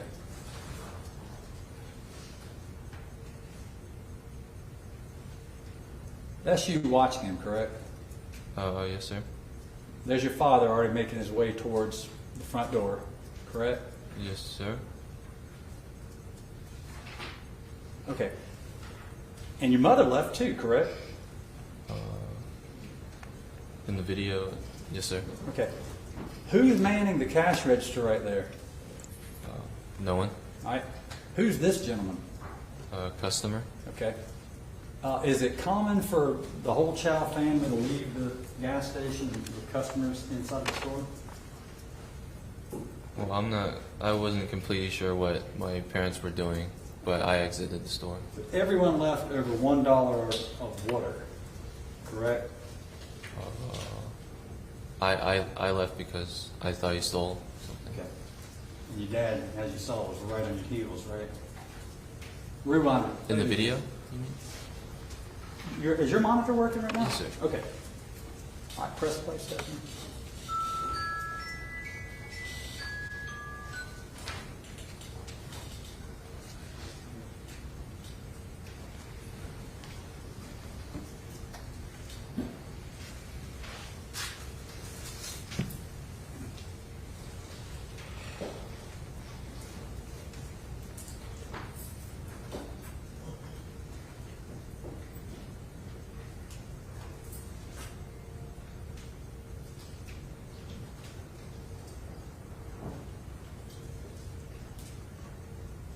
Okay.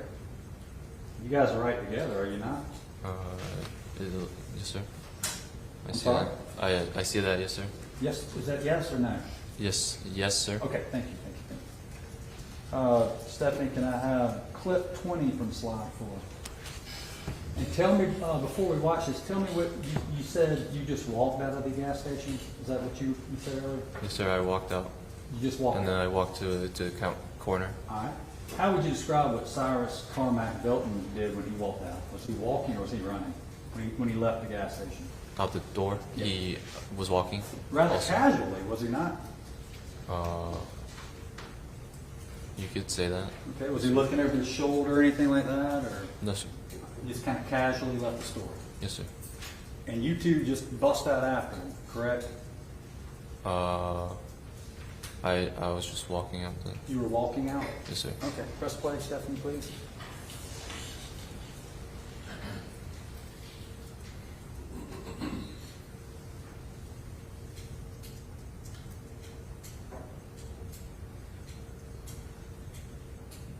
That's walking to you? Yes, sir. That's walking? For me, yes, sir. You typically walk that fast? Okay. So when you get off the stand, you're going to walk that fast to your seat? Depends on what I was doing. Okay. What were you doing there? I guess it would be a brisker walk, but I wasn't running out the store. When did you start running? After he ran, Why? Is there anything wrong with him running? well, I ran because I thought he had stolen something, and I wanted to see where he was going. Okay. How far were you going to chase him, do you think? I'm not sure. Just going to see where he was going. A mile? What if he didn't run a mile? Would you have kept chasing him with your dad? I'm not sure. I'm not sure what I was doing. You don't know at what point you stopped chasing the 14-year-old? I don't know when I would stop. Let me see clip 21, states 4, please. Do you remember when his shoe fell off as he was running? Remember that? I did not see that. Okay, you didn't see him running with one sock and one shoe? No, sir. I did not notice that.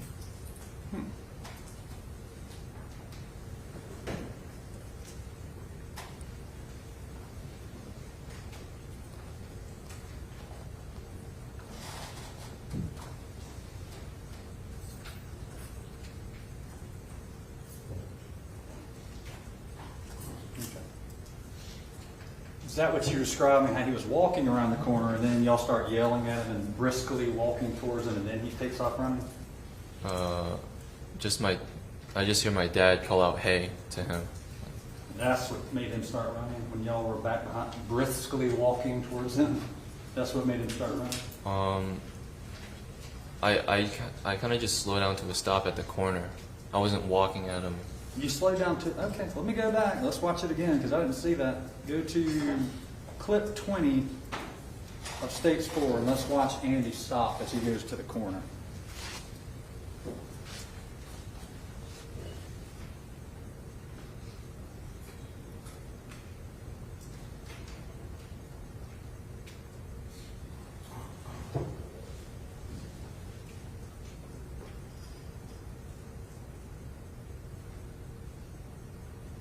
All right, when did you stop right there? I didn't see it. I missed it. I slowed down at the corner. Okay, and then he started running. And every time you see somebody run, you feel compelled to run after him, right? I did. I believe he had stolen something, so I ran to go see where he was going. Okay. Let me have clip 24 of States 4, please, Stephanie.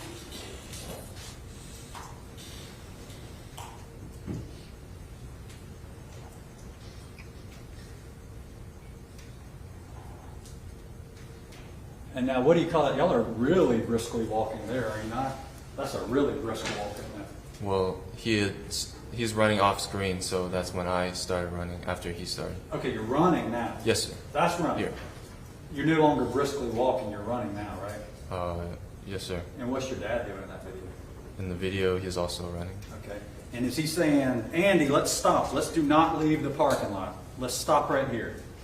I did not hear that. Okay, he didn't say that? No, sir. Okay. And now the boy had lost his shoe.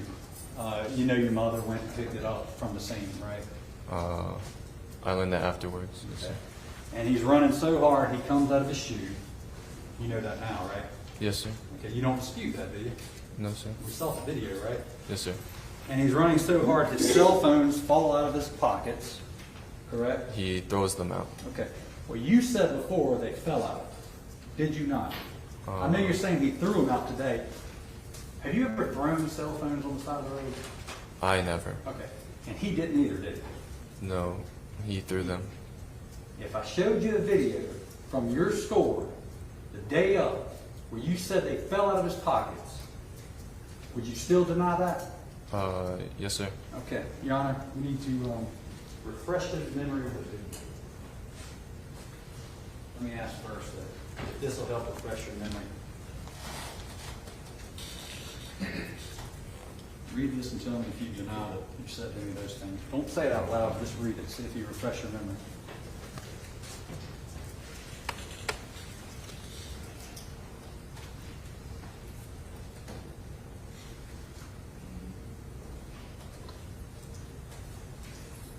Okay. Do you deny saying that? I do not deny saying that. Okay. So you don't disagree that the day of, you said these things flew off of him. You never said anything about him throwing anything. At that moment, yes, sir. Okay. I did say that. And this was the day of. Yes, sir. Because why would anybody throw their cell phones out? Does that make any sense to you? I would not know. No. Because they didn't. He didn't throw them. They flew off of him because he was running so hard. No, sir. I saw him throw it to the side. What did you want me to read what you said? Would that help? Well, Or would you want me to play the video for you? Would that help? I'm just telling you what I saw. Okay. I'm asking you what you said on the day it happened. Okay. You never said that he threw them. You said he dropped them. I did say Two that. things flew off of him, correct? Yes, sir. When flew, like, he threw it. That is what I meant. That's what you meant. Okay. Yes, sir. He threw his shoe off too, didn't he? I did not see that myself. Okay. So at the time, you're saying he dropped his phone. Two things flew off of him. You don't disagree with that? I did say that. Okay. All right. And as a matter of fact, you chased him and you stopped and looked at him. Right? At what point? Oh, at what he threw, you mean?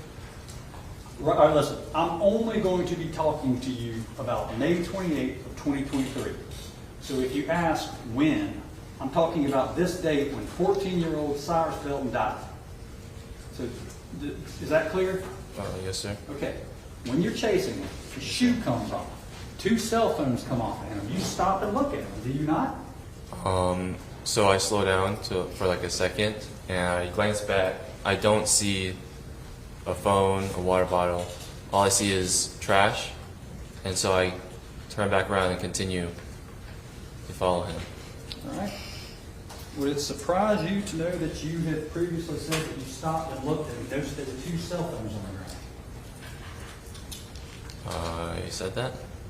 Do you disagree with what you said that? I don't remember saying that. Would it help you if I refresh your memory? Yes, sir.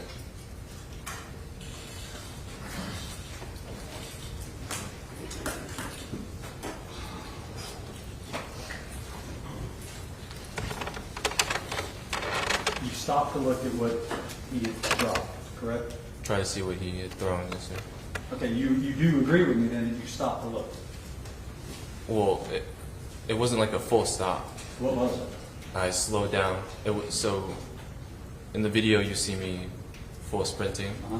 and so I slow down Okay. to see, and I don't see anything, so I turn back around and continue to keep You going. didn't see the white shoe right there? No, sir. Or the cell phone? No, sir. One was white though, right? The phone? Yeah. I'm not sure. You remember your mother collecting him and bringing him into the gas station that night? I remember her saying that, yes, sir. Now, whenever Cyrus goes,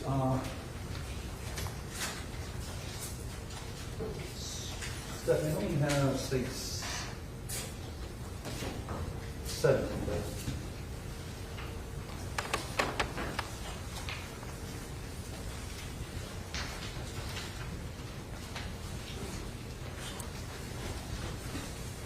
You recognize this to be 7441 Parkland Road?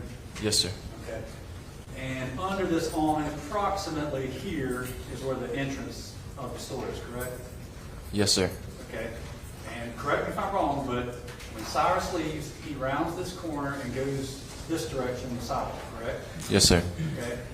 As you guys come around the corner at a brisk pace with your dad yelling, he Calling takes out off to him. sprinting, does he not?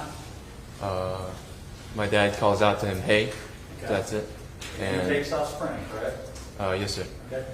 Are you able to see these two posts right here, the two white posts from the black car? Yes, sir. Okay. Cyrus ran around those and took this cut through, correct? Yes, sir. I'm sorry? Yes, sir. Okay. But you and your father took this direction, Yes, sir. right? Yes, sir. Okay. His shoe came off somewhere in this vicinity, correct? I do not believe so. I think it was earlier, Okay. judging off the video. Somewhere in here then? Maybe a bit further back. Somewhere here. Yes, sir. Okay. Cell phones were found in this general area? Or where did you stop to look where he had? It is still in the parking lot. I'm sorry? It is still in the parking lot. The cell phones? Yes, sir. Okay. When I saw him throw them, it was up, like before that sand path there. All right. Somewhere here. Yes, sir. Cyrus takes the path, correct? Yes, sir. And does he immediately cross over Springtree? He's kind of running a diagonal All right. How about this?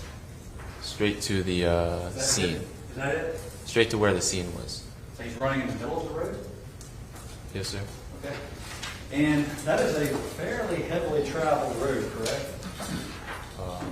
Yes, sir. Cars go pretty fast up and down that road, correct?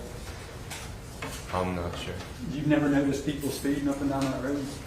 No, sir. No? All right, but it is heavily traveled, correct? Yes, sir. Cyrus, you and your father run directly across with no disregard for cars coming or going, did you not? I did not see any cars. You didn't even notice the white Honda that had to slam on its brakes to keep from hitting you guys? I did not notice that. No, sir. You didn't? No, sir.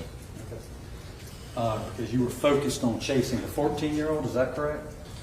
I was focused on seeing where he was going. Okay. Springtree Road is a very straight road, correct? Yes, sir. You can see a great distance down this road, correct? States 15, please, Stephanie. No, sir. 15.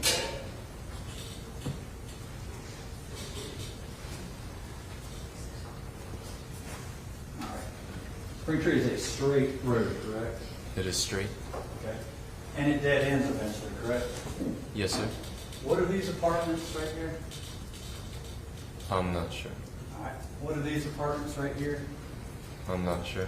Are there any more apartment complexes besides these two? I'm not sure. All right. But it dead ends? Yes, sir. All right. So, what's the purpose of sprinting after Cyrus if you merely wanted to find his direction of travel? Don't we already know his direction of travel without even leaving the property? Well, it is a dead end for a car, but not for someone on foot. What does that mean? You can go anywhere. Where can you go? Anywhere. Where can you go besides the apartments? I don't understand. You could go through it. I don't understand. All right. Where can anybody go besides those apartments? There's only 2 apartment complexes to go to before you hit the dead end, right? Well, you could walk another direction, not on the road. Explain that. I don't understand. Are you trying to say you could go through the woods? Yes, sir. Okay. So were you prepared to chase him through the woods? I don't know. Do you know, like, at what point your dad and you stop, or do you just chase him for eternity? I don't know. I was just, the only thing I was thinking was Get see where he was the bottle. going. Yeah, and get that bottle of water. Gotta get that bottle of water, right? No, sir. Okay. Don't we know which direction he went? I mean, if the cops show up, and we know how to call 911, we've established that. You say, officers, this is the guy you're looking for.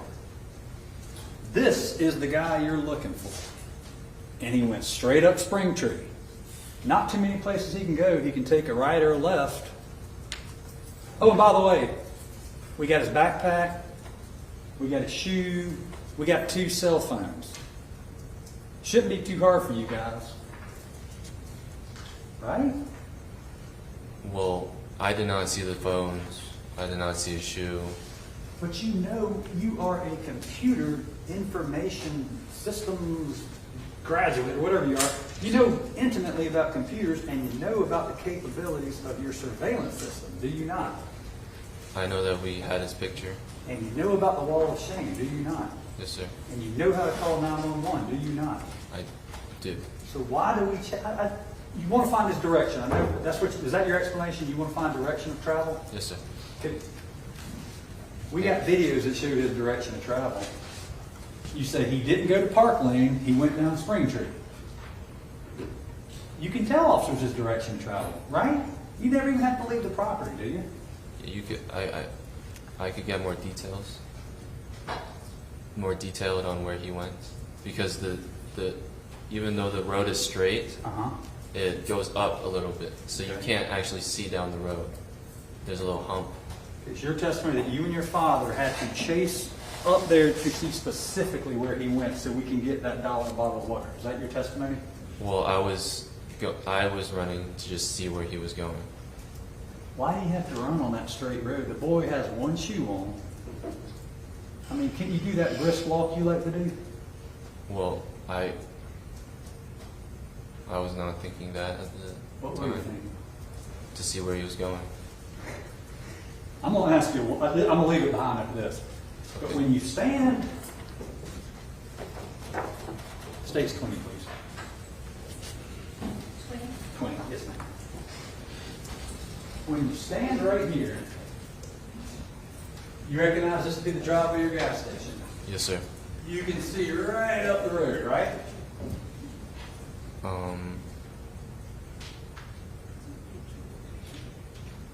At my height, I would not be able to see all the way down. Let me ask you something. Do you have, I see you wear glasses. Do you have issues with your vision? Just a little bit. Okay. And do you have trouble perceiving things even with glasses? No, sir. You don't? No, sir. So with your glasses, you have good eyesight. Yes, sir. Okay. You see this car right here, Andy? Yes, sir. What apartment complex are they with? That first one. Okay. And then how many more up the road? I'm not sure. All right. Well, dead ends, right? Yes, sir. So if you're standing right there, you can see him take a left in that apartment complex, right? Yes, sir. Okay. And if he keeps going, you know there's a dead end, right? Yes, sir. And you know there's only that other apartment complex on the right up there. Yes, sir. So if you stand right there, stay in your parking lot of your store at 7441 Park Lane Road, you can go ahead and roll out that first apartment on the left if he passes, right? I could, yes, sir. Okay, but if he turns in there, you can say, officers, he went up there, took a left, right? Yes, sir. And by the way, we got his face too, right? Okay. And by the way, we got his cell phone and shoe, right? Yes, sir. Okay. Now, you following me still?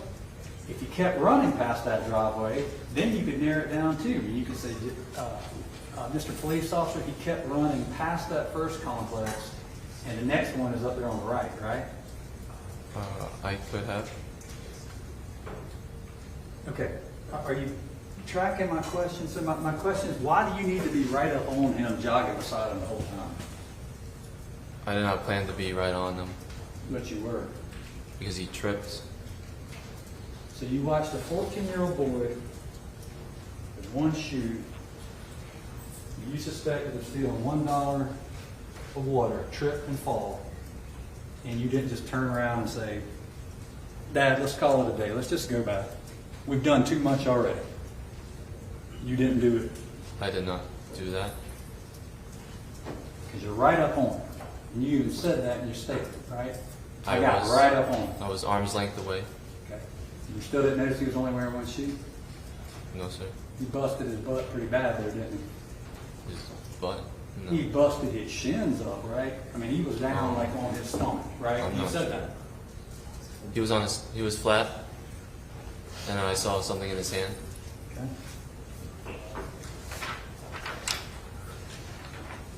This is state 78. Okay. And he hit pretty hard. Okay. And are you familiar with a tack light? This is states number 6. Are you familiar with the tack light? Yes, sir.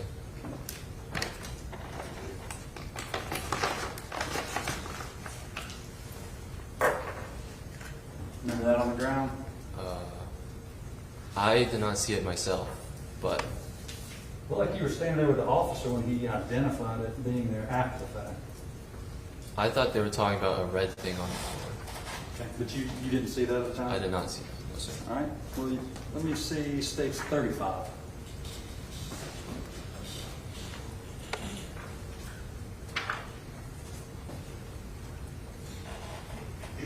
You saw his shins just now, what he did to himself after that fall.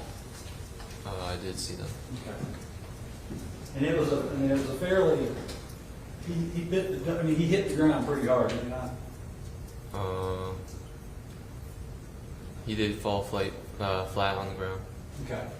And that was right about here where AA is, correct? I believe it was a bit further up. Okay. Do you see AA? Yes, sir.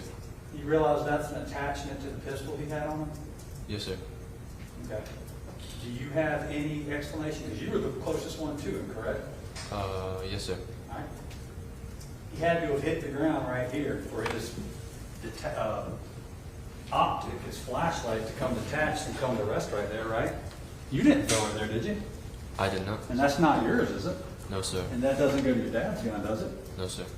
So that is where he fell, correct? From my memory, he fell a bit further, a Okay. bit after. So You were closest to him. yes, sir. How did that get to be right there then? Did you move it? Then maybe when he took it out, When did he take it out? I don't know, but when he was on the ground, it was already in his hand. Okay. Do you think maybe when he hit the ground, it came out of his pocket? You think that's possible? I'm not sure. Okay. He hit the ground pretty hard, did he not? He did. You were right there up on him. He hit the ground hard, did he not? He did. Okay. And he's already lost his shoe. You understand that? Okay. Yes, sir. Do you understand that? You want me to play the video again for you? No, sir. We know he lost his shoe because your mom brought it in your store, right? Yes, sir. You were there. Yes, sir. Okay. If I ask a question you don't understand, just ask me to repeat. Well, I didn't know he didn't have his shoe on. I didn't ask you that. Okay. We understand now he lost his shoe, correct? Yes, sir. Okay. We understand now that 2 cell phones had flown off of him in his haste to get away from you two, correct? I saw him throw it. Yes, sir. But at the day, you said it flew off of him. You didn't say throw, correct? That day, yes, sir. Okay. I know you want to say the day that he threw them, but I'm talking about May 28, 2023. You said 2 things flew off of him. Yes, sir. All right. So we now know that in his haste to get away from you, he ran out of his sneaker, and now he's running up the road with 1 shoe on. In his haste to get away from you two, he has dropped 2 cell phones. Because who do you know that throws cell phones away? You never know anybody like that? I do not. Okay. So he's running away from you so hastily, he comes out of the shoe, drops 2 cell phones, but you two continue to chase him, correct? Yes, sir. Okay. I And then continue to follow him. follow him. All right. Why did you use Chase, that term? chase and follow. Chase. Are you comfortable when I say chase him? Yes, sir. Okay. You continue to chase him. And then the boy, the 14-year-old, 114-pound boy, hits the ground so hard, and you're hovering over him. And the light he hits so hard that light has come off of his gun. Why not just run back to the Shell station at that point and say, this is enough. We've gone way too far. Over $1 bottle of water. Why didn't you and your dad do that then? So everything was happening fast. Yeah. So I caught up to him, and I see the gun, Okay. and then it's pointed at me. So, Now, how many times so did you then I say back he... up. Oh, okay, well, I want to get to that. Who did you tell that day that he pointed a gun at you? I did not say the exact words, no, sir. What am I doing right now? Pointing at me. Yeah. It's a very simple word, is it not? Yes, sir. Okay. You never say pointed, you never use the term aim, did you not? Or you didn't, did you? I did not. I did motion and pointing. You never said point, you never said aim. You said he pulled a gun, I saw a gun. Yes, sir. I said those things. Okay. English is your first language, correct? Yes, sir. Do you even speak Cantonese? Only a little bit. Only a little. You understand the term point, you use it all the time, do you not? Yes, sir. You understand the word aim, correct? Yes, sir. Did anybody stop you from using those words that day? No, sir. They also did not ask me. Did you have trouble volunteering that very important piece of information? The first thing that came to my mind was he pulled it, and then I pointed with my He hand. pulled. Could it have come out of his pocket when he took that violent fall to the ground? I believe he took it out. Could it have come out of his pocket when he took that violent hit on the ground that dislodged the flashlight from his gun? I'm not sure. Could it have fallen out of his pocket after you chased him 130 yards and he hit the ground, wounding his shin, dislodging that light from his gun? Could it have come out of his pocket at that point? It could have. Okay. You never saw it before he fell, correct? The gun. You never saw that gun before he fell, correct? No, sir. All right. The first time you're even aware of it is when you're right on top of him and he's hurt himself and he's lying on the ground face down, correct? Yes, sir. And where's your dad? I'm not sure. He's behind me. 2 to all I 3 know. feet behind you, maybe? I'm not sure. Would it surprise you? You said before that he was 2 to 3 feet behind you. I don't remember. Would it surprise you? Do you deny saying that?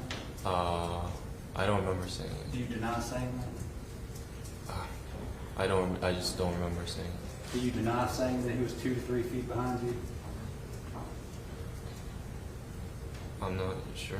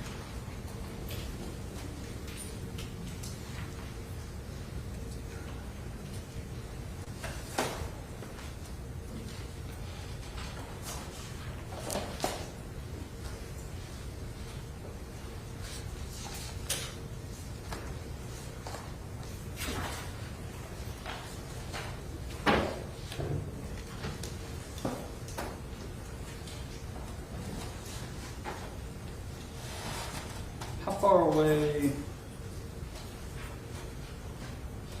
do you think you were from him when he fell to the ground, when you first saw the gun? From young man? Yes, sir.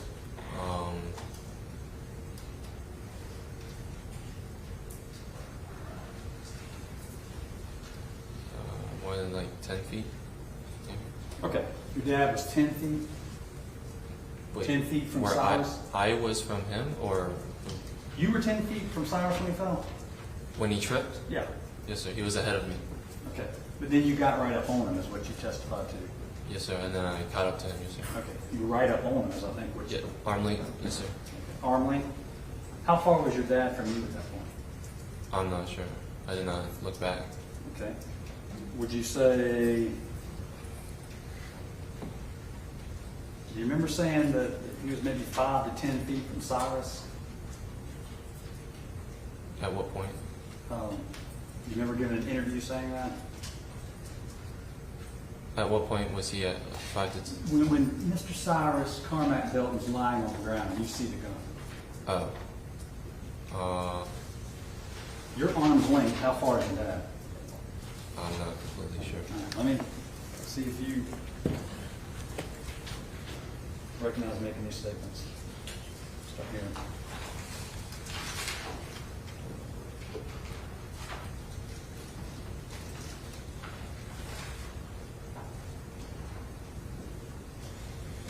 Okay. You do not deny making those statements? I do not deny. Okay. So, you previously told or indicated that your dad was 5 to 10 feet away from him and you were maybe 2 feet from him when you first saw the gun. That is what I said.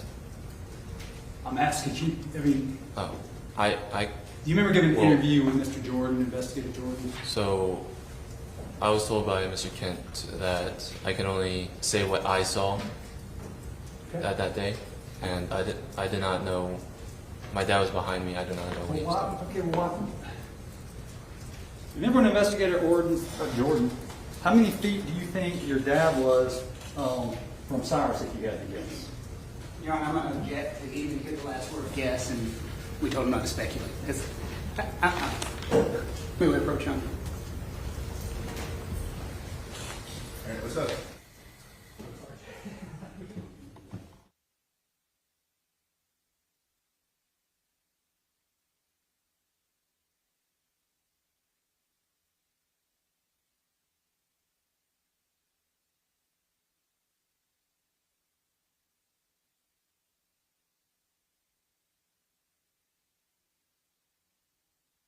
I would ask you, how far, if you had to guess, from Cyrus was your father?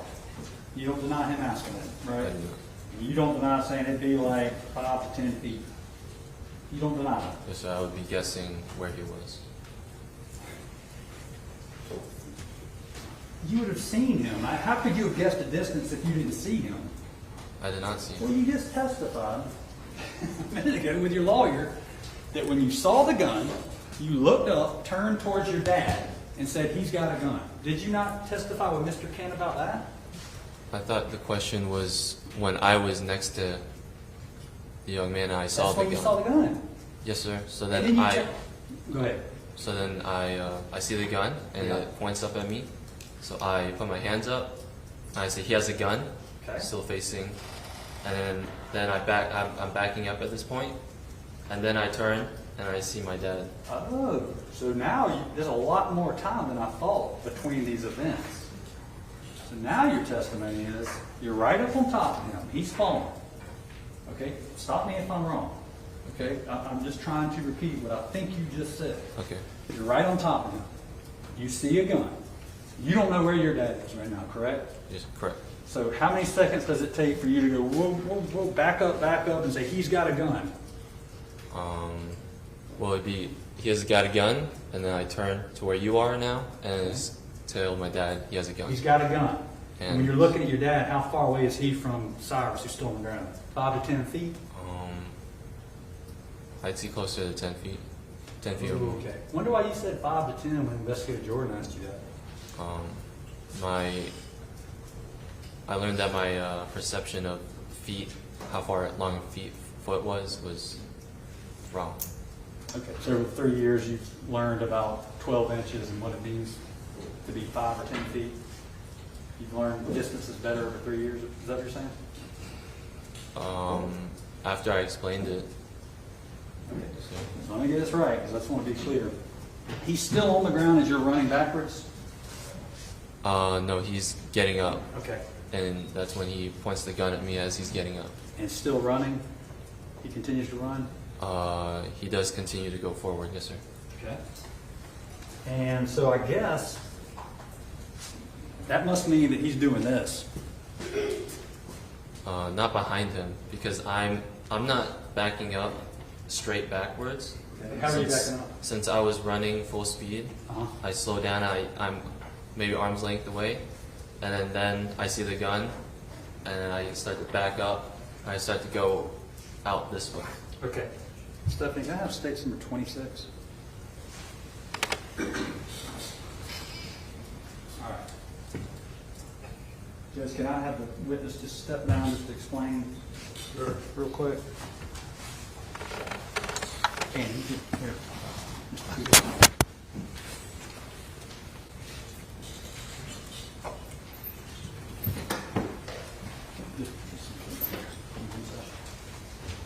You recognize what we're looking at in State 26? Yes, sir. All right, show us where he, and I want you to, as best you can, put the tip of that on the exact spot where he fell. It would be right here. Okay. Right there. And that's about where that tack light was found, correct? I believe the tackle is down. All right, now show me where he fell. Right there. Okay. And you're right up on top of him. Oh, sorry. Go ahead. You're right up on top of him when you see the gun right there. Yes, sir. Show us the direction you backed up in. So I come in and I back out this way. Why would you back up further towards the road instead of back to safety where the Park Lane road is? Because my momentum's taking me out this way. Well, your momentum, you said you stopped right over him. You're right on top of him. How'd you have momentum if you were in the stopping position? Well, I didn't come to a full stop. I came in, slowed down, and I see the gun, and then I start to come out this way. And then so I turn around here, and I see my dad, and then... Wait. Slow down. Slow down. He hits the ground. How long was he down on the ground? Maybe 1 or 2 seconds. 1 or 2 seconds. And you're right on top of him is what you testified to, correct? Yes, sir. Yes, sir. Okay. Right on top of him while you're moving past him, or I don't understand. Because I understood that you stopped right beside him. You're an arm's length away from him is what you said prior. Yes, sir. Okay, you stopped. So I came in, and then, I didn't come to a full stop right here, and then start to go. Well, if he's on the ground, okay, so you're explaining he hits the ground, you just kind of keep running past him. I keep coming up here, and then he starts to get up, Okay. and then he points the gun at me, and so I continue that. Andy, if he's pointing the gun at you, he's trying to move this way, why are you backing up in the same direction he's moving? I don't understand. Why not go back this way? If you just approach the man with the gun, why are you backing up in the same direction and travel as he's going? I don't understand. Well, my momentum's just taking me that way. But you already said you stopped right beside him when he hit the ground. Well, no, I didn't come to a full stop. I don't... All right, so let me get this straight. You're running forward here, correct? Yeah, full sprint. Okay. And then you slow down and suddenly you're backpedaling. How do you do that? How do you go from sprinting forward to backpedaling without stopping? Can you demonstrate that? Sure. You can go from a dead sprint to a backpedal without stopping? Well, no, I slowed down. Remember? Okay, so you can go from a sprint to slow down to backpedal. Yes, sir. Can you? Do we have enough room for you to do that? I've never seen that done. So, No. Is that something you've practiced? no. You're describing as a full sprint, slow down, and then suddenly you're backpedaling up the road. Is that your testimony? Yes, sir. Okay. Cyrus is trying to get up, but he's continuing this way, correct? Yes. And do you remember, all right, so when you back up here, you don't deny that you said you turned to look at your dad and said he has a gun. Yes, sir. Now, put the pointer where your dad was standing when you first saw him, when you turned around and looked at your dad. So I'm up here, and I see he comes up around this spot. Okay, did you write about that? And that's about where that casing's found.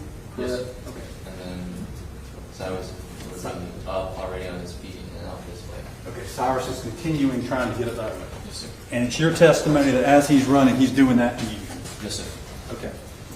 And you're running with him, kind of. I mean, he's running that way, and you're backing up with him. Yes, sir. But kind of like going away from him. Okay, well, you just said when you're backpedaling, you're going up Spring Tree, away from Park Lane, right? It'd be this way. Okay, but are you going towards Park Lane when you're backing up? Or up closer? Oh, yeah. Yes, I'll be going up Spring Tree. Okay, well, that's what I'm asking. Okay. Cyrus is going up Spring Tree too, right? Yes, sir. Okay, and you're going up Spring Tree, correct? That's what you just said. Yes, sir. All right. So he's running, and you're backpedaling beside him, and he's running with a gun the whole time. That's what your testimony is, right? Yes, sir. Okay. You can have a seat. So, your dad's standing back there going, what the hell is going on? Why is my son backpedaling with this guy aiming a gun at him, right? I'm not sure what he was doing. Have you ever seen anything like that before? One man running down the road aiming a gun at somebody, another guy jogging beside him? I mean, there would be about, like, there's a good distance between us. I'm not, like, right next to him. Okay, all right, so how far had you backed off of him at that point? About maybe 20 feet away now. 20 feet since away we're from him. going away from each other. Okay, but you're both moving up Spring Tree away from Park Lane. You and Up Cyrus. Spring Tree and away from each other. Okay, and there's trees in between you and Cyrus at this point, correct? Yes, sir. Okay, and he's trying to get towards those apartments, is he not? I'm not sure what he was. Which direction? One more time, Andy. Which direction was he going? Was he going towards Park Lane or up Spring Tree? He was going up Spring Tree. Okay, and what's at the end of Spring Tree? Some apartments. All right, but is there any doubt he was trying to get away from you two? I don't know what he was thinking. What he was. Was he doing. running toward you or away from you? I was running away from him. Now that Let me he's ask you pointing a gun something. at Let me. me ask you, I'm going to make this real easy for you. Okay, step by step. Okay. When y'all left the Shell station, was he trying to get away from you two? I'm not sure why he ran. Did he ever stop and ask to shake your hand? No, sir. Did he ever run towards you? No, sir. Okay. He was running away from you, right, Andy? I can't speak for him.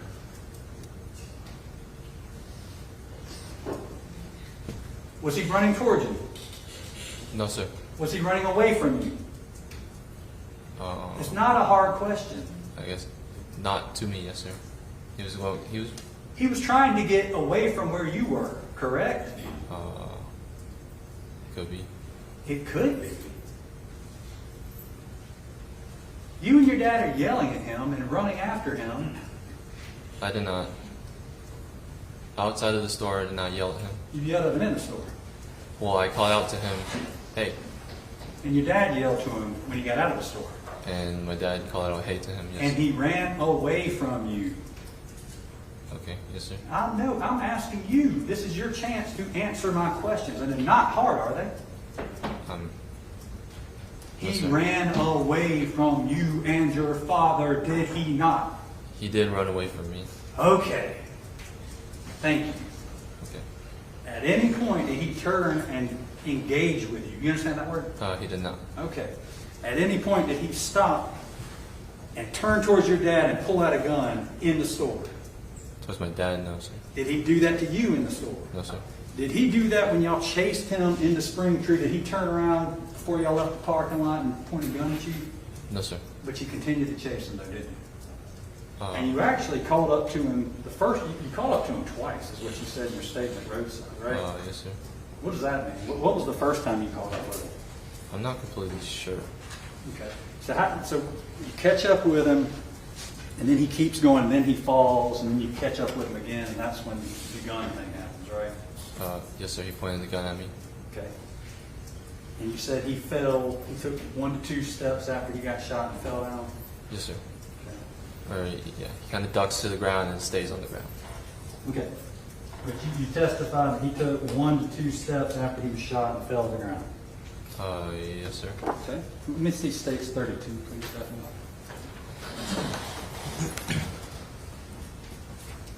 So where we see Cyrus here, pretty much where he got shot, right?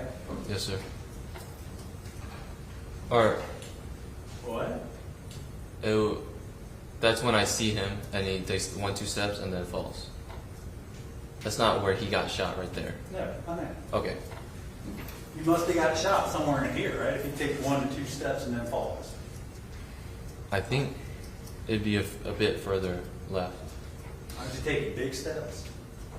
Well, it's not exact. I didn't look at him immediately, so there could be steps before those first 2 steps that I saw. Your testimony before was he got shot, took 1, maybe 2 steps, and then fell. Do you deny that? My testimony is I saw my dad fire the shot, and I turn to him, and I see he takes 1-2 steps. And Have you he given falls. statements before? Sir, Oh, sorry. What was? have you spoken with Investigator George before? Yes, sir.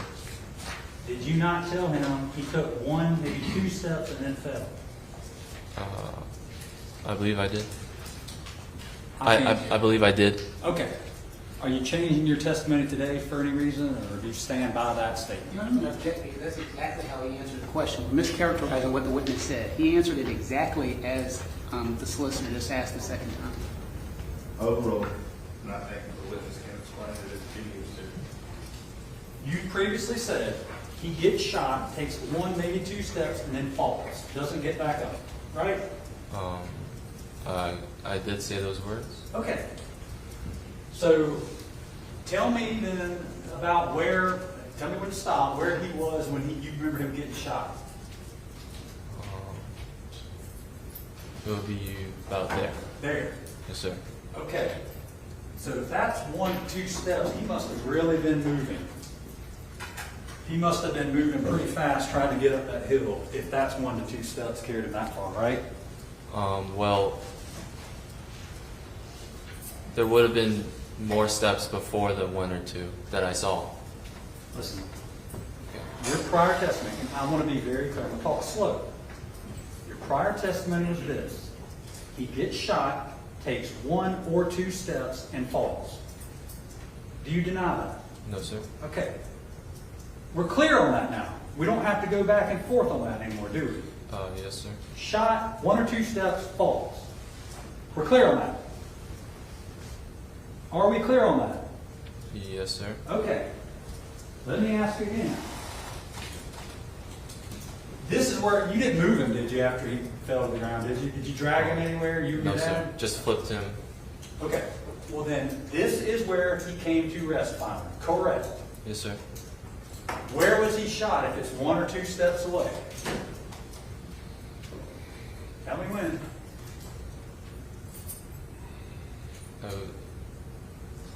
It would be around there. Okay, look at that. Look at that, Andy. Yes, sir. You're a I don't know, Division I level swimmer, right? What did you do, the 150 meters? Not Division 1, no, sir. You know, Just the high school Camden swimmer. Academy, you were a swimmer there, all state? Yes, sir. You're familiar with distances, right? In yards. Just yards? Yes, sir. Okay. You're familiar too with my stride being what it is when I'm walking, but when I'm sprinting, I'm taking a lot bigger steps. Oh, yes, sir. So he was really moving. If we are to understand that he shot right here, and that's 1 or 2 steps away, he must have been sprinting up that hill. I mean, at that point, it was not 1 or 2 steps. 2 steps. That's right. Well, no, I thought we were clear on that. We already said 1 or 2 steps after we shot. We got to clear that up, I thought. I mean, I Now just understand? been explaining to you what it was. Yeah, I thought we were clear. He got shot, took 1 or 2 steps and fell, but maybe we weren't. Okay.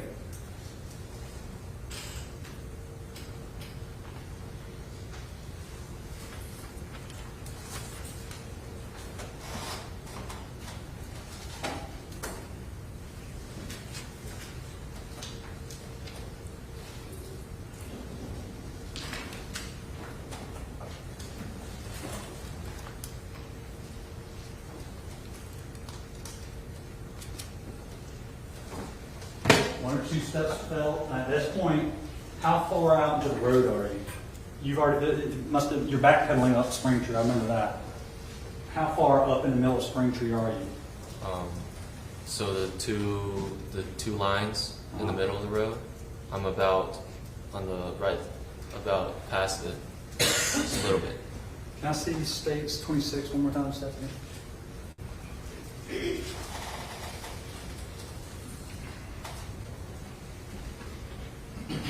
All right, we talked about this is about where he fell. Your dad was about right there when he fired the shot. You know he comes to rest and passes away somewhere right in this area, correct? Correct, Andy? No, it'd be a bit further down Down to this the way. left, Is that right? and then to the left more. Okay, right there? It would be around there. Okay. And so, he was shot in his back, you know that, right? Yes, sir. All right. He's right here, okay, when he's shot. You're where now? I would be at the double lines. Okay, you've had a chance at this point to somehow get all the way back up here. How long did it take you to backpedal all that way? I'm not sure. Okay. Maybe. How many seconds or how much time do you think passed between when you saw he had a gun, you start backpedaling, you yell to your dad, he's got a gun, you're still backpedaling, and then your dad fires the shot? How much time was that, you think?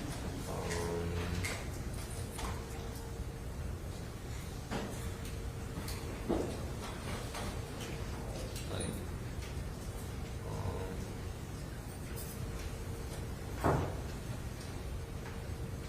around 10 seconds. 10 seconds. Yes, sir. Okay.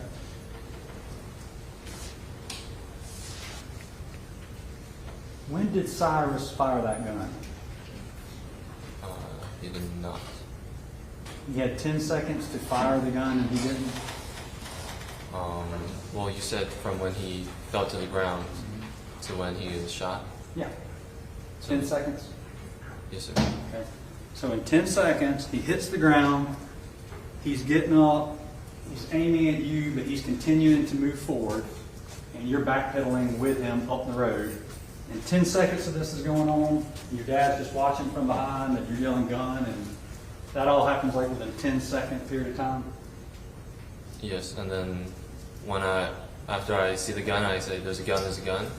It's probably 5 seconds now. Okay, 10 seconds from when he hit the ground, you see it, and then he's shot. Yes, sir. Okay.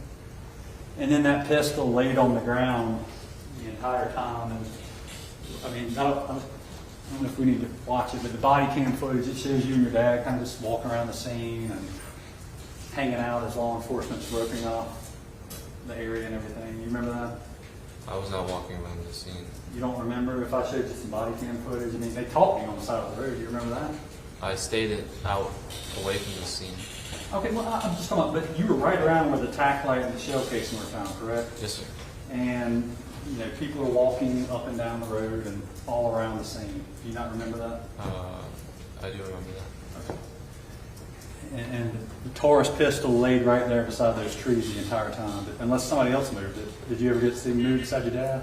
I did not see it at all after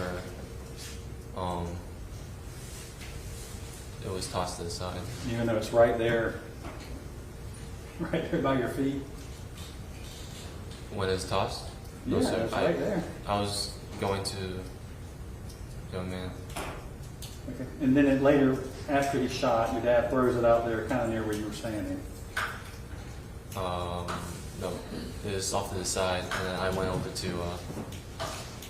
the young man. Okay. It's found right there. Have you ever seen this before? Yes, There's sir. a pistol right there. You guys are all walking around when law enforcement shows up. I'm in the parking lot, or I am in the parking lot. Yes, sir. You're all over the scene in the body cam, walking around. They interviewed you down here by those two poles. I stayed over. I did not walk around the scene. Andy, one second.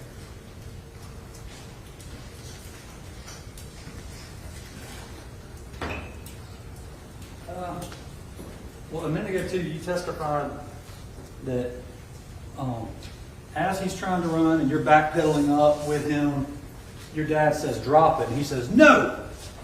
Remember you testified to that, Mr. Kent? When have you ever said that before? Your Honor, mischaracterization, that's not what the witness testified to, but I'll let the witness correct. What did you say? Did you not misremember that? So what I said, my dad said? No. What I Let me heard? just, correct me if I'm wrong, but I thought I heard earlier, your dad said, drop it. And Cyrus said, no. No. I said, I heard my dad say that, where he said, drop it, Yep. and my dad said no. It was my dad that said that. And then he fired the shot. Why'd your dad say no? I don't understand. I'm not sure either. Okay, so did you misspeak earlier? Did I misunderstand? I thought I heard you say Cyrus said no. Maybe you misheard. So Cyrus I meant my dad said that. Oh, okay. Yes, okay. sir. Okay. Cyrus didn't say anything. No, sir. Okay. Or I don't hear him say anything. Okay. I must have been misheard. I'm sorry.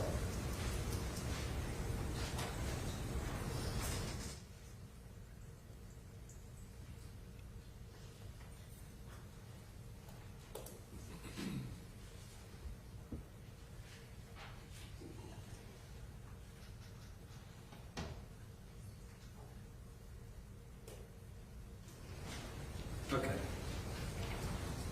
Andy, Yes, sir. there was nothing.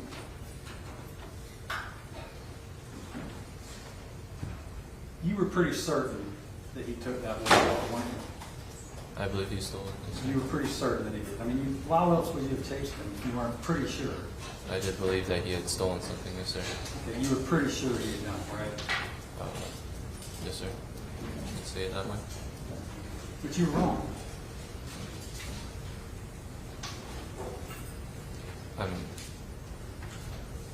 Afterwards, I did learn he did not take it.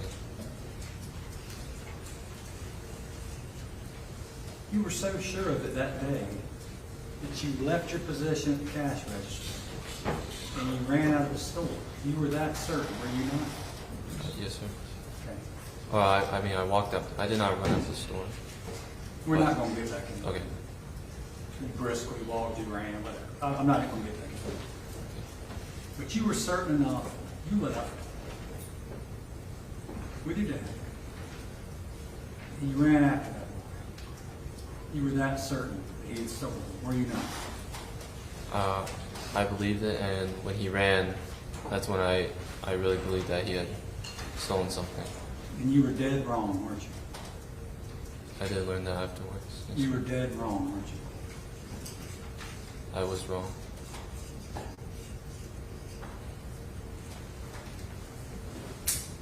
And there was nothing to stop you or your dad from calling 911 if you thought he had taken that olive oil, it was. Nobody stopped you. No, sir.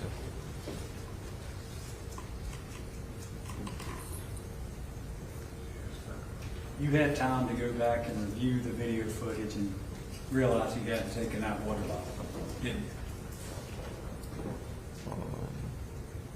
You could have looked back at the video and reviewed it and realized he didn't take any water, could you not? It's either I do that or go see where he was going. Okay. But if you would have reviewed it, you would have realized I didn't have to leave the store to be in it. You or your dad. I was not thinking that. I'm not blaming you. I'm just asking you. Okay? Okay. There was nothing to stop you or your father from going back, reviewing that footage, and taking the time to do that, and realize he hadn't stolen anything. There's nothing to stop that, was there? Nothing. Okay. I'm not trying to be mean, but there really wasn't anything to stop that, was there? No, sir.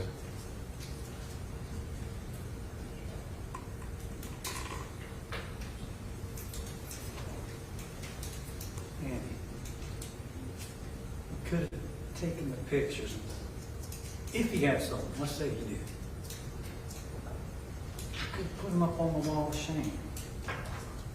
We could have sent him out to law enforcement. And if this young man had taken that $1 bottle of water, we could have punished him, right? I mean, we could have. We could have done that. We could have blasted his image out and said, we're looking for this man. He's suspected of stealing a bottle of water. And we could have helped law enforcement try to identify him, right? We could have done that. Could have. But we did. I did go out to help the law enforcement see where he was going. That's all. Thank you. Thank you. That's all I have. Anyone interested? Yes, Sean.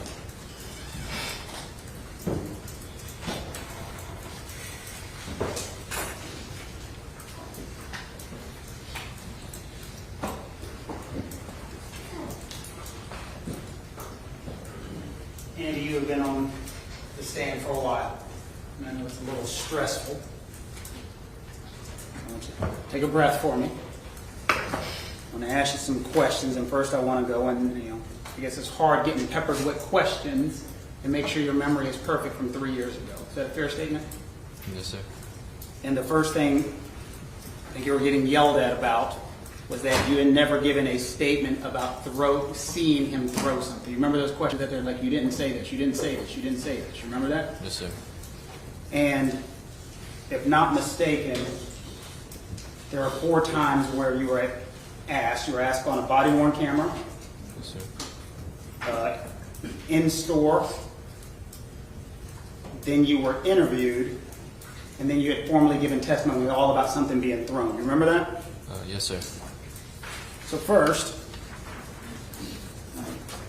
let's talk about on scene. And when we're on scene with a body-worn camera, like the first time, you see highlighted what you told the officer? Yes, sir. What did you tell the officer on scene? He had threw stuff out at the corner right there, and he was running back down this way, and I caught up to him once, and then he kept going. So first, and it's been suggested that you didn't say it and didn't see it, but on scene, first time, one time, he threw something. Yes, sir. Right?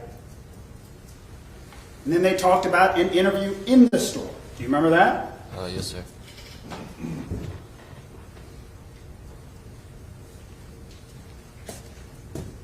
Looking at line 28 in the store, what did you say in store?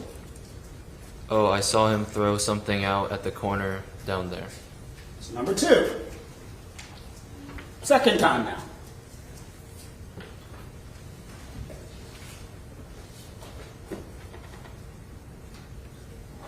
And then they asked you about a later interview.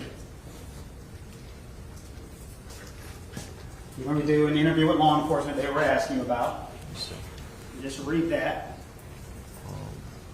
Started sprinting. Oh, just myself. Yeah, read it to yourself. Do you remember that? Third time now, you told law enforcement that you saw him throw something. Yes, sir. Is that a yes? Yes, sir.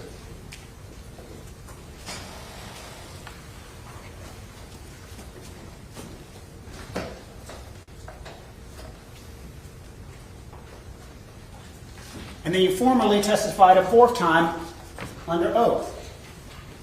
Do you remember that? Yes, sir. What was your testimony then? Can I read it? Yeah, go ahead. I get to the bottom of the parking lot before the road, and I had seen him throw 2 cell phones out, and so I stopped to look at what he had thrown.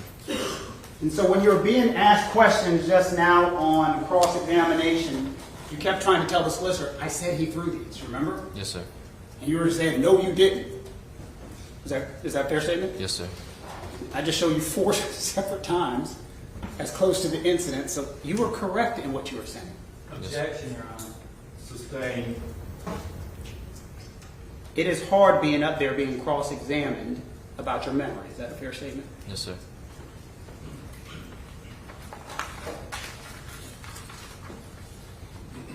The solicitor was asking you a lot of questions, but one of the things that were clear on it, there was a gun pointed in your face that day. Yes, sir. Questions were being asked of you, and I don't know if it was embarrassed or so forth, but there's questions asked to you about how you were running and came to a stop. First, I want you to tell the jury again what happened from the point in time when you were running and caught up. Tell the jury again.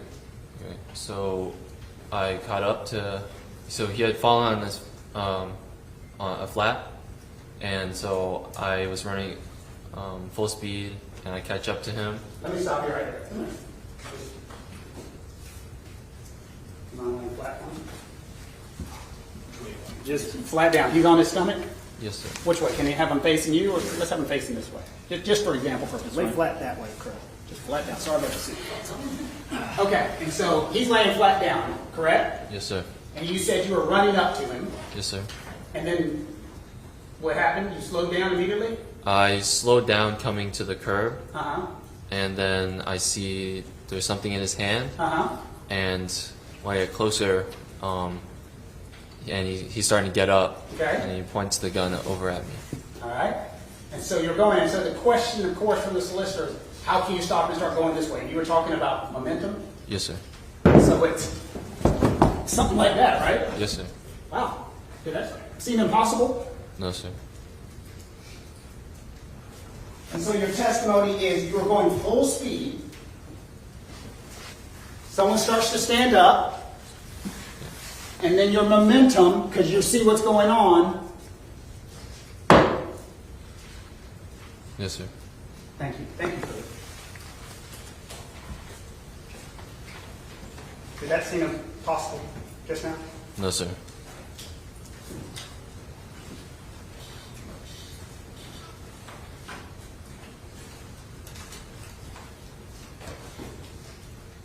Was a gun pointed in your face? Yes, sir. How did it make you feel that day? All this other stuff, all these back and forth, how did it make you feel when a gun was pointed directly in your face? I was terrified Terrified that what was going to happen? that I would die. And what did you do? Who did you yell to? I yelled to my dad. And what were you yelling to your dad? He's got a gun. He's got a gun. And your dad, wherever Feeney was, what was he yelling? Drop it. Drop it. No. And what was Cyrus doing? Pointing a gun at me. And running. Is that about right? Yes, sir. Thank you. No further questions.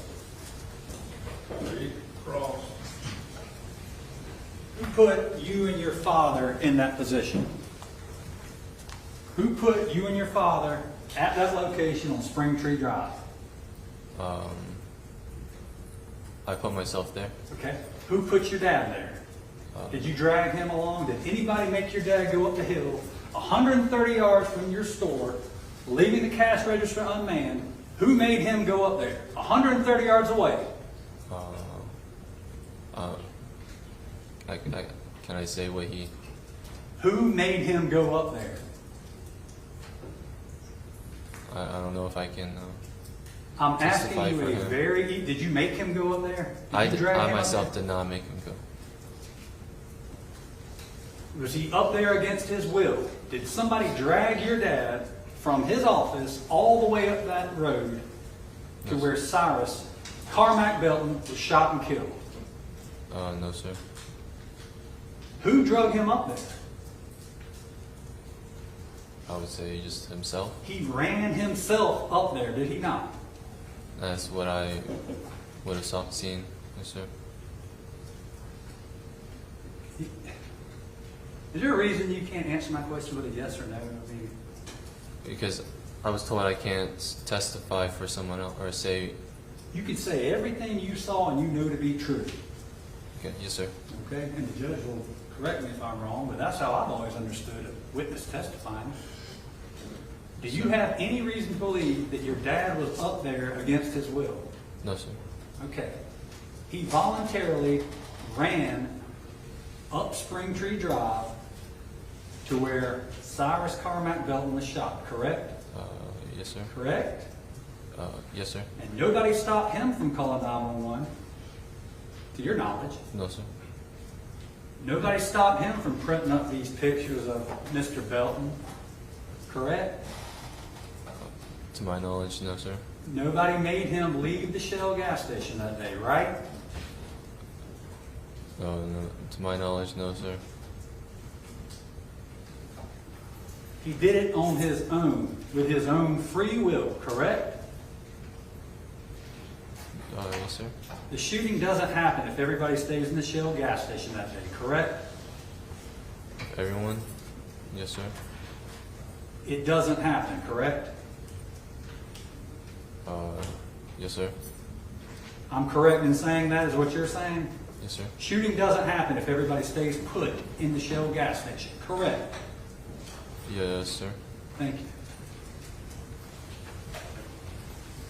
Anything else briefly? It doesn't happen if Cyrus doesn't put a gun on you either, correct? Correct. Thank you. No further questions. Anything else to say? You don't even know there's a gun if you stay in the gas station! That's what Right? Your Honor. You don't know he's got a gun if you stay put in the Shell gas station, correct? Yes, sir. I'm correct. Yes, sir. Thank you.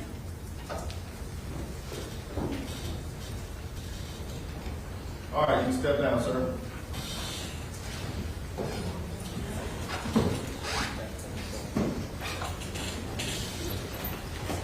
All right, I think now is a good time to break for lunch. Ladies and gentlemen, we're going to break for lunch. Y'all, again, don't discuss the case, don't do any research, anything of that nature. Avoid any media publications with regard to it. And we will, let's just, I know we had a little housekeeping we're probably going to need to do, but let's say we'll start back to Tuesday. All right, enjoy your lunch. Everyone remains seated to the jury. Quiet.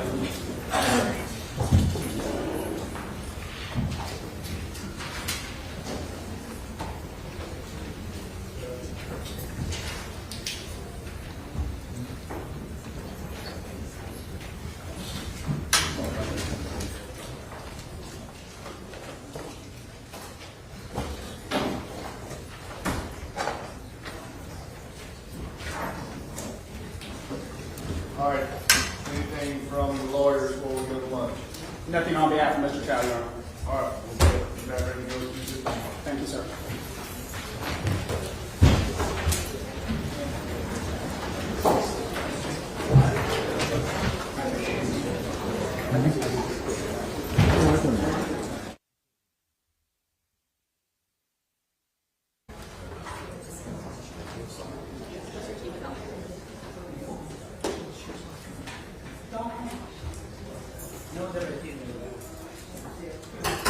Come on, all right. All right, please be seated. Remind the cell phone must be turned completely off on left, off, or right. Mr. Kent, you get this on the record? Yes, sir.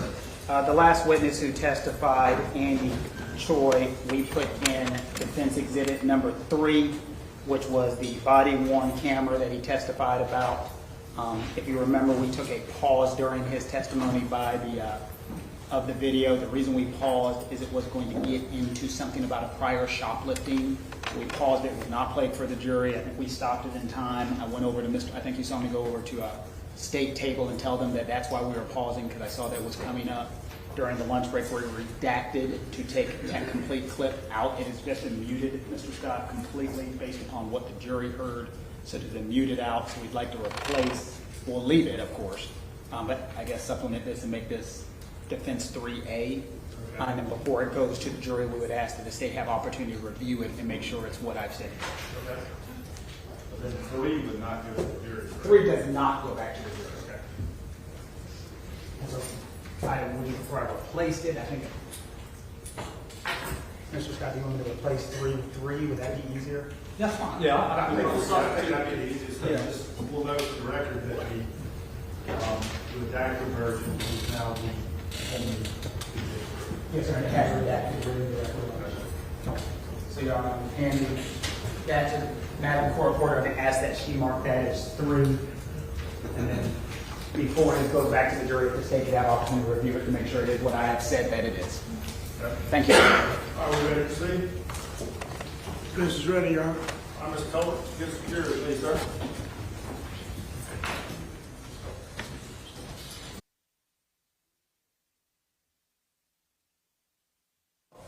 Thank you, Your Honor. Your Honor, defense will call Mr. Richard Carter.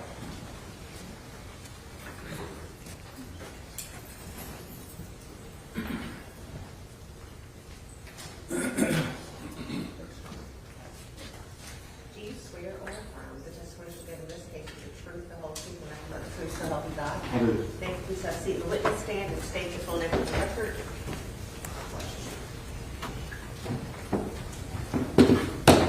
Richard Carter. Thank you, Mr. Carter. You've come a pretty good distance today for us, and I appreciate that. You are actually Investigator Carter, is that correct? No, sir. All right. I'm a deputy with Lancaster County Sheriff's Office. Deputy Carter. But your work with that department and other departments prior to that have been as an investigator or investigation of crimes? Yes, sir. Or potential possible crimes? Yes, sir. So, lawyers are supposed to be very good at asking questions. That's not always the case, as I'm sure this jury has experienced. So if there's a point where I ask a question that makes absolutely no sense to you, do not hesitate to say, could you ask me that again? Or can you ask it in a different way? I'm very content with that, okay? Because it's very important that everything that you hear from me by way of a question is understood and that your answers are very clear, so for their understanding, okay? Mm-hmm. Thank you, sir. And you're going to have to, I'm going to pick on you because before I start, she will grab you by the neck and say, you can't nod your head. You did say, but... Sorry. Yes, I understand, yeah. You got to be very careful about that because you've testified before. Yes. Probably dozens of times, so it's an easy habit to lapse into. So I'll pick on you before she gets on you. Now, you're employed at Lancaster County Sheriff's Office. And you drove there today, from there today. Yes. You got to work tonight. Yes. Well, I want to ask you a little bit about your law enforcement career. So prior to working in Lancaster, you call it Lancaster, I call it Lancaster, and I'm from here, not Lancaster. But where did you work before that? And just tell the jury, if you will, just give them a little quick narrative of the departments you worked in. I'm on year 30. Prior to Lancaster, I worked for Richland County for 21 years. And prior to that, I worked in Mount Pleasant. I started my career in North Carolina, Carolina Beach PD. I can't imagine why you left the beach, but okay. You came inland, and prior to all of those 3 stops with those departments, you went to the Criminal Justice Academy? Yes, sir. Got trained there. Have you worked out of state with law enforcement? So Have you worked with the department out of state? I worked in North Carolina with Carolina Beach Police Department. That's where I started. All right, Carolina Beach, I got you. All right, sir. So you were trained at the academy, and at the academy you took courses and were trained on things like crime scene investigation? Yes, sir. Witness interviewing?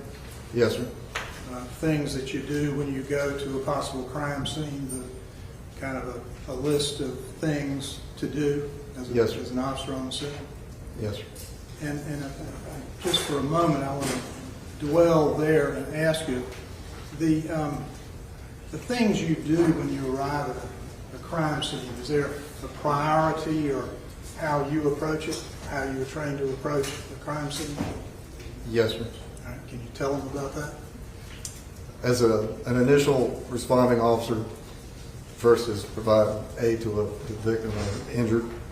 Then it's to secure the crime scene, preservation of the evidence, and to determine witnesses or individuals that may be present who have information regarding what occurred.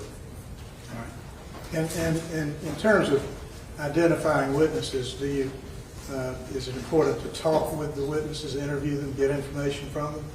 Yes. And is there a preference in law enforcement and in your training about how soon you interview people to get information from them? Yes, sir. And what's that preference?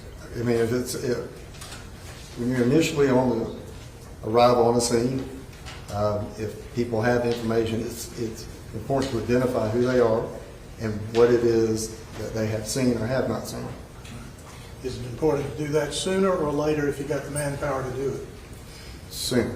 Why is that? Because the individuals that may be there may not be there when you get to them. Might wander off? Correct. Are there other reasons that make it important to interview them? First, do you interview them, you get a group of witnesses together and interview them together, or what do you do? No, I'll interview them separately. Why do you do that? So their stories aren't tainted, or they don't, what's the word, influence Somebody else. someone else's story. You want them to be their own. Okay. So you're going to try to separate the witnesses and talk to them as soon as you can to get their freshest recollection. Correct. And in the old days, before body cameras, did you have a notepad? Have to take notes? Yes, sir, I did. In the incident that we're going to talk about, May 28th of 2023, you didn't need a notepad, did you? No, sir. And that's because you were equipped with body cameras? Yes, sir. Or you were equipped with one, but virtually all of the officers on the scene had body cameras as far as you know? Yes, sir. And so,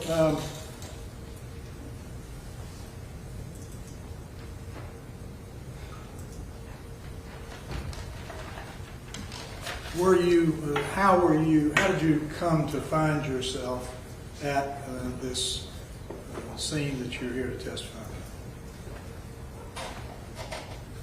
about? Dispatch was notified of myself and the other deputies working on my shift at that time of an incident that occurred. Okay. And that was an incident at 7441 Park Lane? Yes, sir. And do you recall that to be an intersection of Park Lane Road and Spring Tree Road? Correct. That sound right? Yes, sir. There was a gas station on the corner? Yes, sir. So from the time that you got the dispatch, do you recall, and this has only been 3 years, and I understand that, but do you have a recollection of how long it took you to get there? At that time, I was on the 77 end of Decker Boulevard, and it took me running code or blue lights and siren. Pretty quick. A short time to get there. Okay. And can you describe the scene when you arrived there? When I arrived, there was a lot of people there, and I was trying to figure out who was going on with. There was a gentleman laying in the grass. There were people around the gentleman, and I believe fire and EMS were already on scene. How about members of your department? There was one other my deputy that was on my shift. Do you remember his name? Deputy English. Okay. Was he? I mean, you were working in his department. You all were working together, so you knew him. When you Correct. got him. And do you recall what roughly he had accomplished by the time you got there?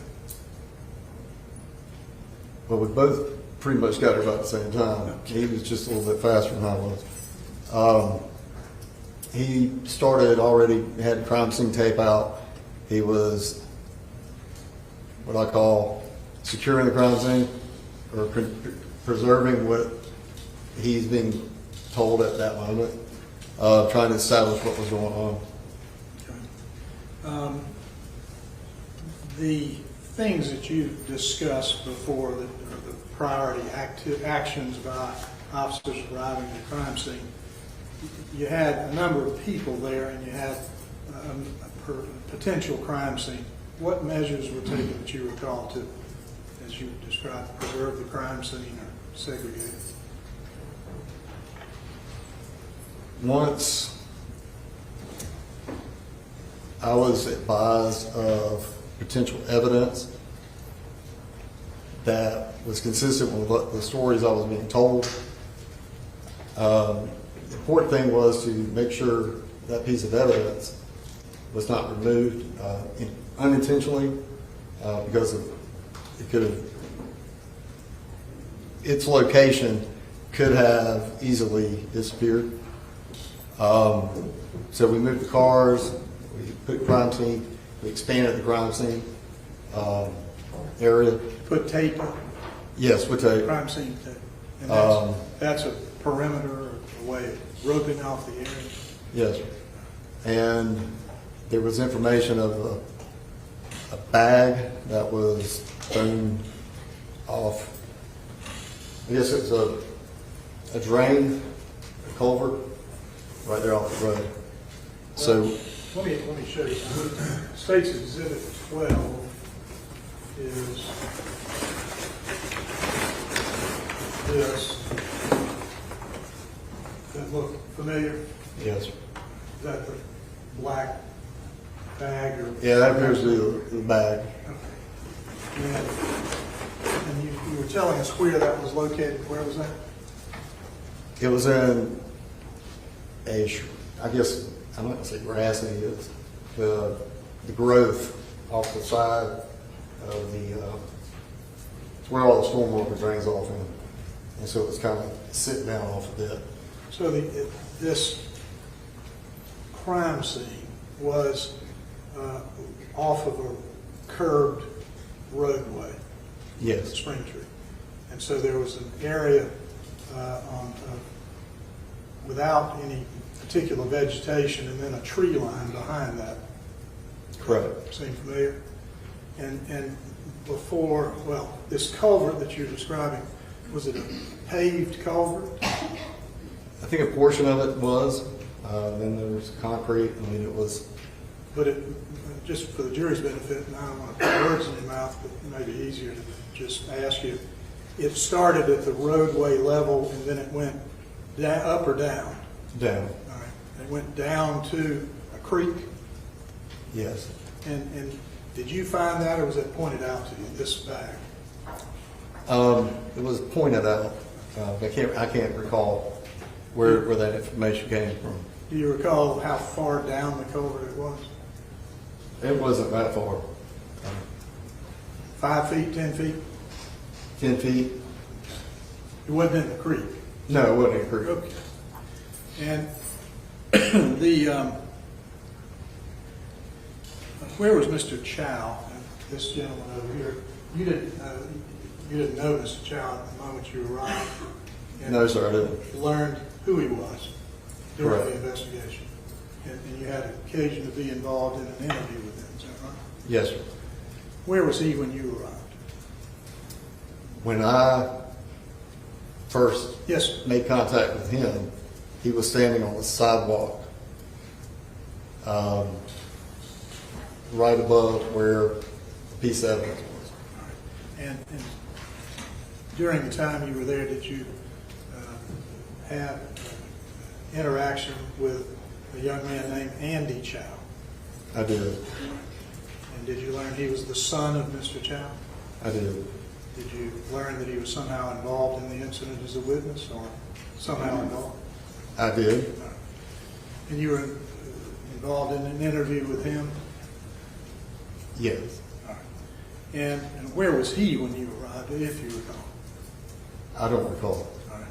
Well, during the interview that was conducted with your participation, and we're coming to that in one moment, where was Mr. Chow's son when you and another officer were talking with Mr. Chow?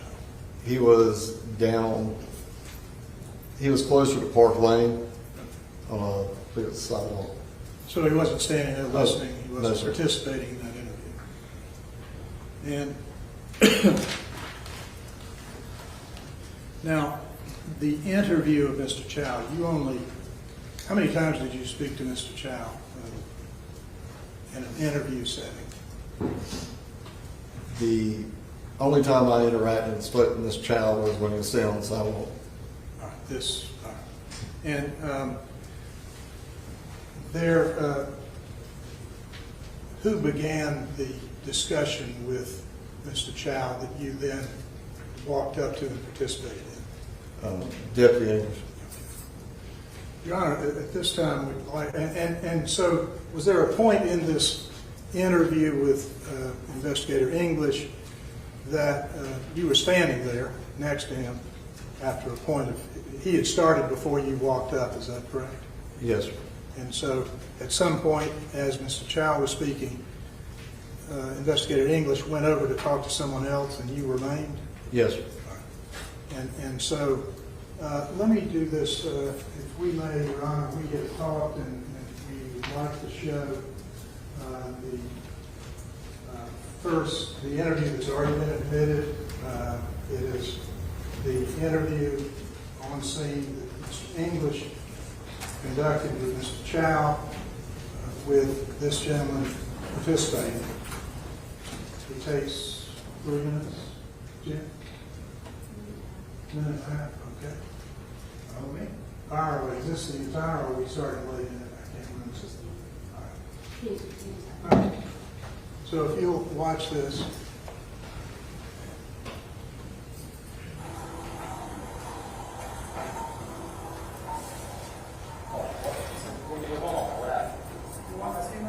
Yes, Bob.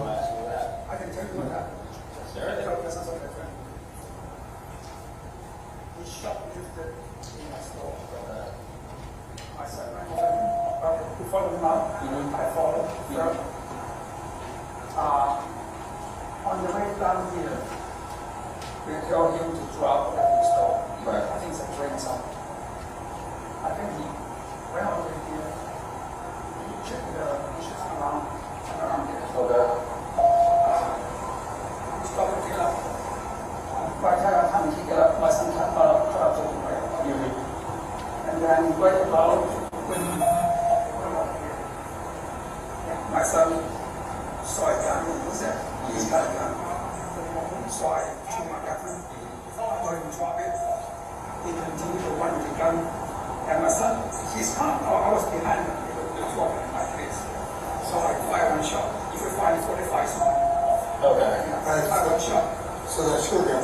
It's my gun. It's my concealed weapon. Okay. Well, he's when you fire a shot. Huh? He's my son saw. I didn't see it initially. My son. So when I look at this. So you recall much of that? Yes, sir. And that's accurately portrays what occurred? Yes, sir. And where were you in that video, just for the jury's benefit? Was that you on the right side of the screen? Yeah. Deputy English was, that's the angle view. I was standing beside him on the right. And during that period of time, when you walked up to participate in the interview, your body camera was activated and rolled? Yes, sir. And so, Your Honor, the second video, well, let's go ahead and offer that. Is our extracted evidence, or is it satisfied? It's already in the state's force. That's what I was thinking. All right. For ID. So it's up here. All right, I would offer then, it's been authenticated twice. Any objection? Hang on.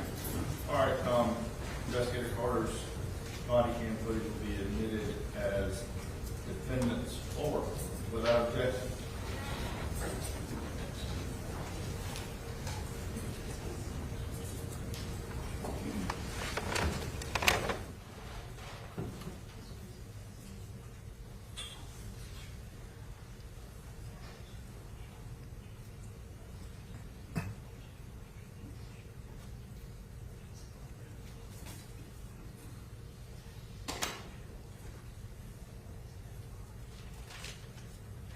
Your Honor, I am told the video we just watched was already in as a state's exhibit. Is that That's correct.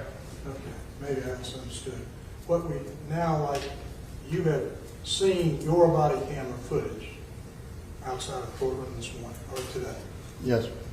And so you authenticated it to me, and I discussed with the solicitor's office that this is his body camera footage. And is it correct, investigator, that your body camera footage does not include a little bit of what we just saw, but it picks up in the middle of it and continues until the end of your interview with, or your interview of Yes, Mr. Chow? Yes, sir. All right, just so nobody's confused about what we're watching. So is it correct that what we're watching are two overlapping videos, two body camera videos, one of English, yours is the second one, of one continuous process of discussion with Mr. Chow. Is that correct? Yes, sir. But English departed at some point, and that's when you step up. So let's see that, Your Honor. Let me, just before, we didn't talk about it, Sean. I just noted this is almost a 4-minute video. Are we playing the entire 4 minutes? No, that was not my understanding. No, I think we're playing only, I don't know how long it goes, but we're playing only so much of the this body cam footage that is his interview of Mr. Chow. And I think that goes 4 minutes. What will be admitted into evidence then? Is my question, Your Honor. Well, Your Honor, we'll stop it and redact it, but I'll talk to you about that. What? It's all his interview? Yes.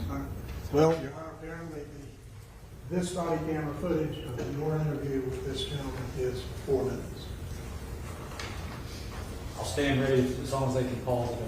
Yeah. Maybe just, I'm sorry, I hate to, maybe just approach it really quickly. Your Honor. Sure.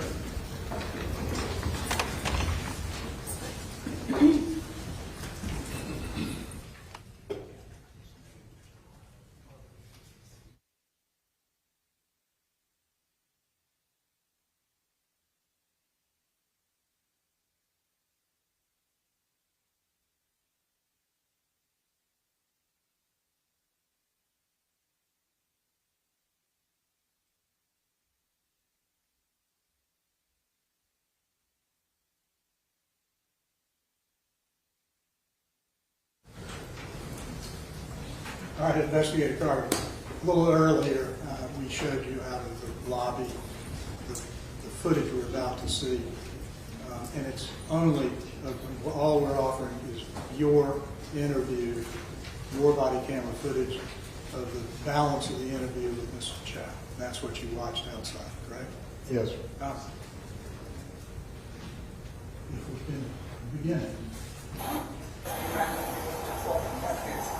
So I don't shot. You're 545 is mine. So I don't shot. So that's your gun? It's my gun. It's my concealed weapon.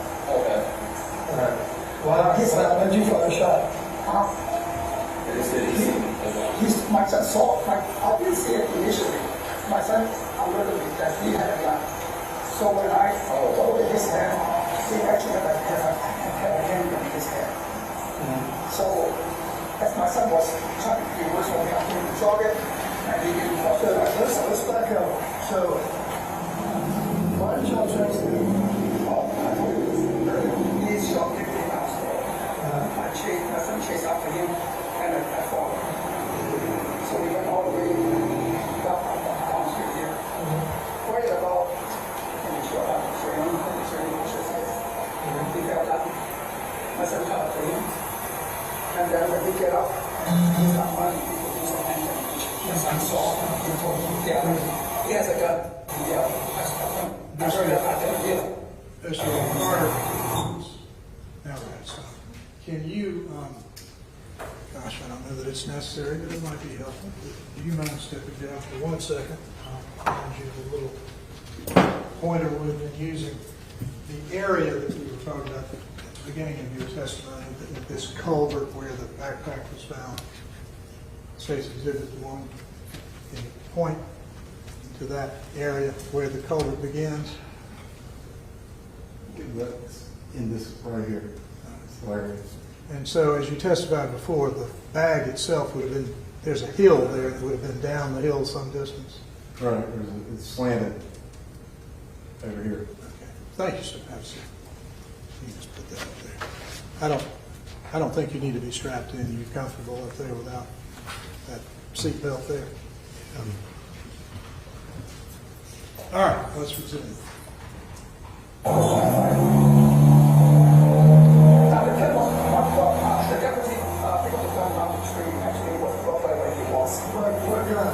What is your gun look like? Mine's a Glock. I'll be here. If you want to have it, I can. You got it on? Yeah. Yeah, we're going to need that. You want to get it? I can go with it. You want to get it? So I'm just going to get lost suspects. My fingerprint is on that check because I actually moved it away from him. I talked over him. And what? It's a 45. You're not going to take it. I got shot.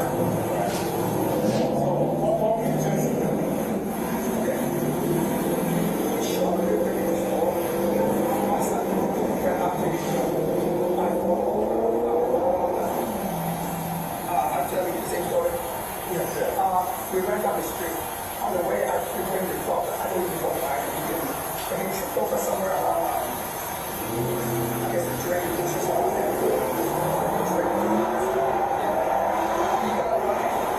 There was a yell. He got a gun. So when I watched, there was a gun in his hand. What did it do? Not at me, I'm behind with my son. I mean, the gun is facing him.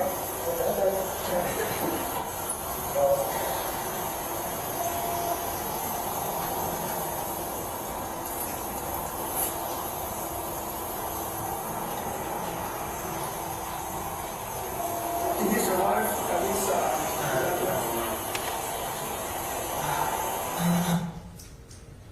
All right, Your Honor, this would be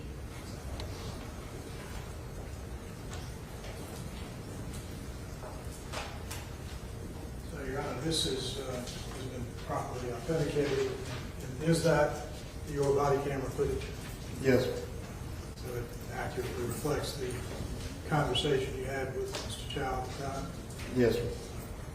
So, Your Honor, we would offer this as a defense exhibit. It's in evidence this court. Well, I think the first thing that you ruled in evidence was an excerpt of what is already in evidence as a state exhibit. This is a defense exhibit. This was not an evidence. This is the defendant's exhibit 4, which is already admitted. Okay. I missed that. All right. I mean, you need to get up here and get it marked. Okay. Okay, so it's been pretty, all right, thank you. Now, subsequent to that interview with Mr. Chow, did you have occasion to interview Andy Chow? Yes. All right. And that is also captured on your body camera? Yes. All right. And between the time that you interviewed and spoke with Mr. Chow and the time that you interviewed Andy Chow, which interview occurred first in time? The interview with Mr. Chow. And do you know what period of time later, how much time between the two interviews? I couldn't tell you specific. Did you notice they're talking with each other, getting together? I did not. And Your Honor, so you have viewed outside a few moments ago your interview of Andy Chow. Yes, sir. And did the interview on your body camera footage, that was your body camera footage, yes? Yes, sir. And was it accurate, complete, as far as you can tell? Yes, sir. Let me see that.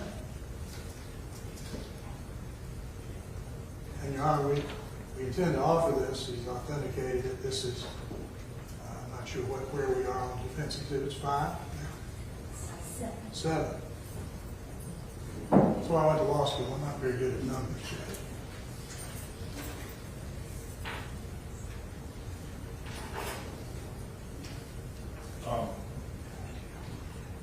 I am thoroughly confused. Well, Your Honor, Look, What number is this? this is 7. This is 7. This is the interview you have reviewed outside, which is your interview with Andy Chow, which is not an evidence, not no evidence.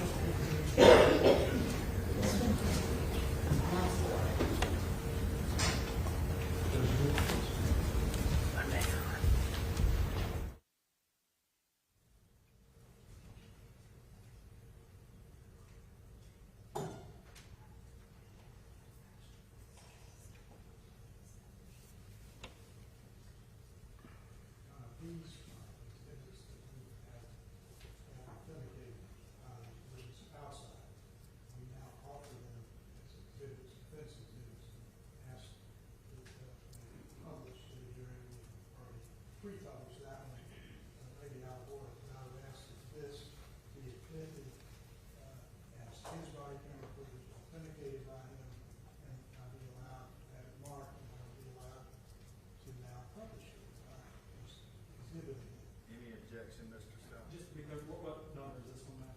That's where I'm confused. And number 5. I thought we were on 5. That's what I Someone thought. up there said 7. how many? No, it's got 2. We're on number 7. Okay. No objection. What you're about to show is number 4. Put in. I do not believe so. 4 was the one we just saw with Rex. This one is a body cam of Mr. Carter that was not able to be introduced without his presence. I understand. I'm just trying to figure out the number. I'm told by this team that is not right. So then this one's on its label. All right, the one with Andy Chow was marked as 4 for ID purposes during Mr. Andy Chow's testimony. Well, let's see if we Not can in get this. this. The video you're about to play is 7. It's 7. Okay. I'm happy with 7, Your Honor. All right, you'll be admitted to defendant 7 without objection. Okay, Your Honor, without objection, number 7. Okay, may we publish? Yes, sir. Okay. I just want to go back through again what happened. So I was at the register. I thought he had pocketed like a water or something. So we told him to take it out, and he just kept his hands in the pocket. So then after that, he started going out the door, and so we chased him. He threw his stuff out at that corner there, and he was running back down this way. And then I caught up to him once, and then he kept going. He tripped right here, and then that's when I caught up to him, and where my dad is right there. I caught up to him like right here, like standing right next to him. Or not like standing, I was like running next to him, and that's when he had like pulled out the gun. And then I yelled gun, and I like backed up, I like stopped. And that's when my dad like was yelling, stop, drop it or something. And then that's when my dad, he didn't just drop it. So my dad shot him. And then he dropped to the floor. And he was like, kind of like holding his back or something. And then he didn't drop the gun, so my dad like pushed it to that second tree over there. And then he was still on the floor conscious.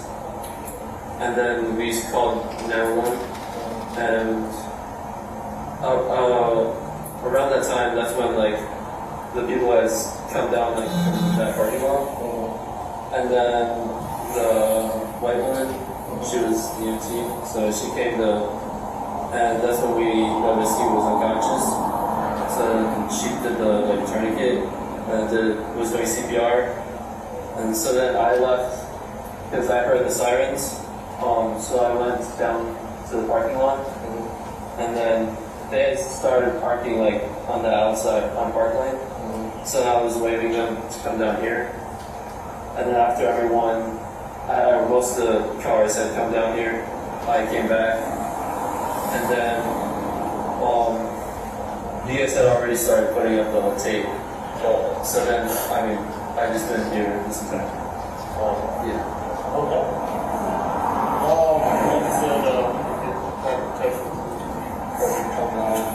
More formal statement of what happened. You check with the sergeant and then All right.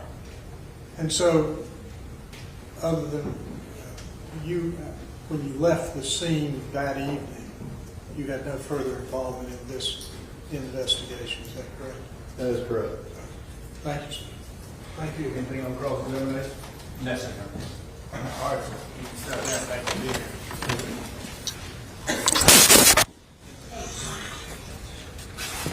No. We need that too. I think so. Yes, Your Honor. Thank you, sir. All right. Thank you. Investigator Carter.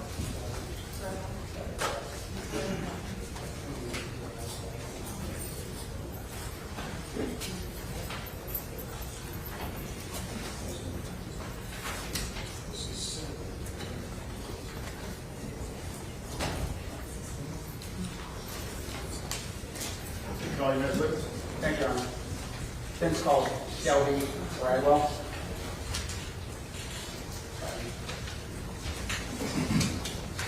She's walking in, Your Honor.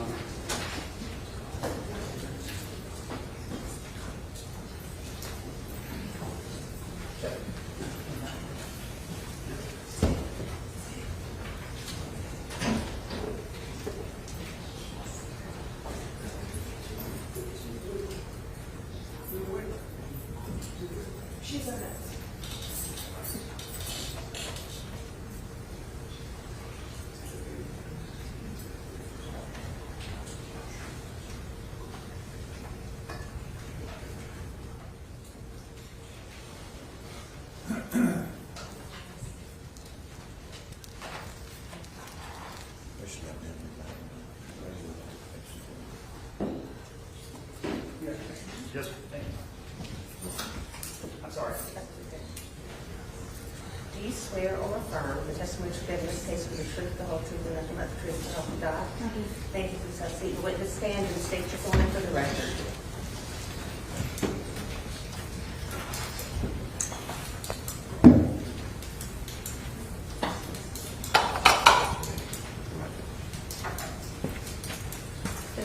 Shelby Bradwell.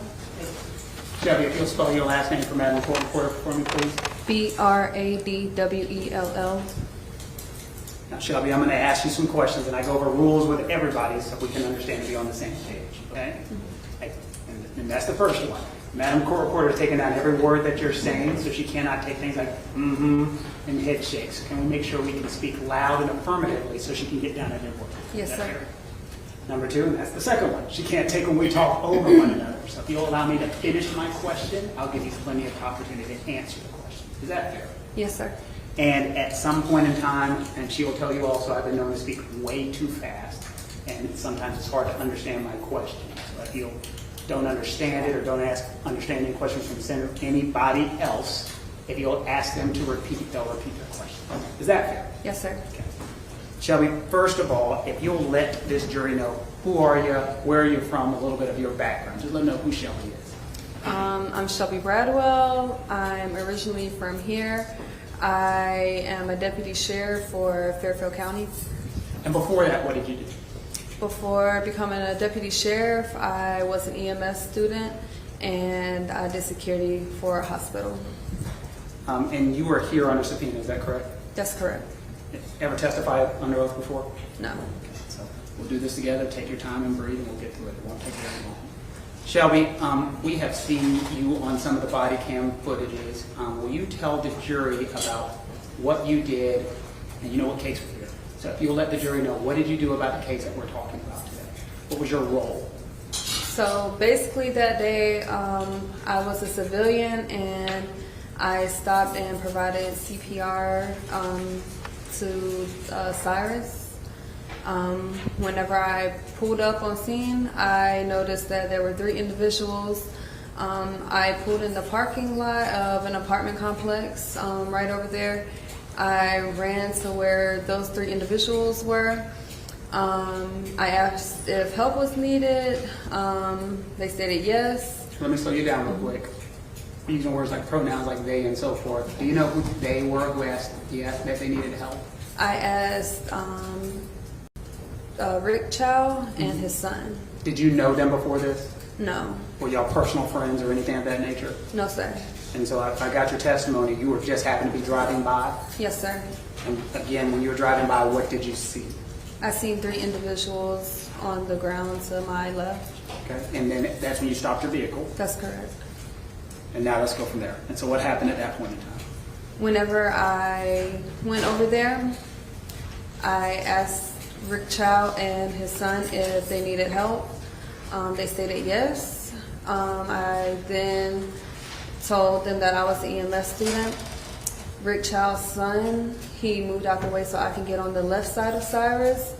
I then checked for a pulse. I didn't feel a pulse.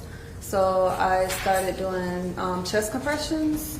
And then as I was doing chest compressions, Rick Chow was doing mouth to mouth. And this is something you were watching yourself, like the 2 of you were there. Correct. Was anyone else around the area while you were doing this that you saw? I don't really remember. I was just focused like on Cyrus at the moment. Okay, so go on. As I was doing chest compressions, he was doing mouth to mouth. He was sucking the vomit out of Cyrus's mouth, and he was spitting it to the side of him. Hold up. Let me go through that again with you. What do you mean he was sucking the vomit out of the young man's mouth? Cyrus had vomit in his mouth and his airway, and he bent down and put his mouth over Cyrus's and was getting the throat out. As he was doing the mouth resuscitation? Yes. Have you ever seen anyone do anything like that before? No, sir. Did this just happen one time? No, he did it multiple times as I was compressing. You ever seen anything like that? No, sir. Was he, from your impression, trying to save the young man's life at this point in time? I think it's fair to say that. Okay.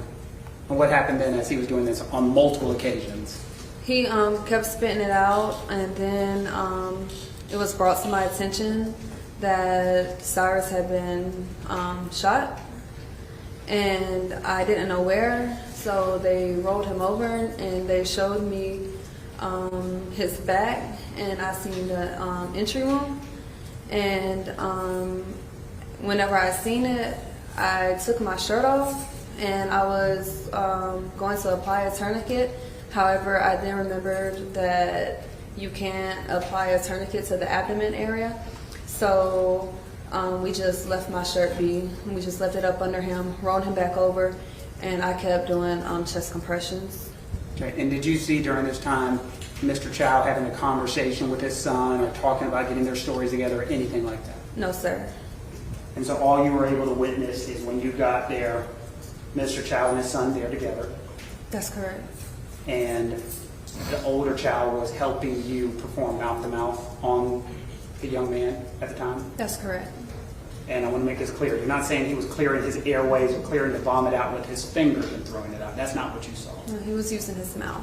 As he was doing the mouth-to-mouth resuscitation. That's correct. And so he was doing it, the vomit would come out, he'd spit it out, and then go back and continue to do mouth resuscitation. Yeah, he was, as I'm compressing, he was over Cyrus the entire time, like his mouth, and he was just sucking it and spitting it to the side.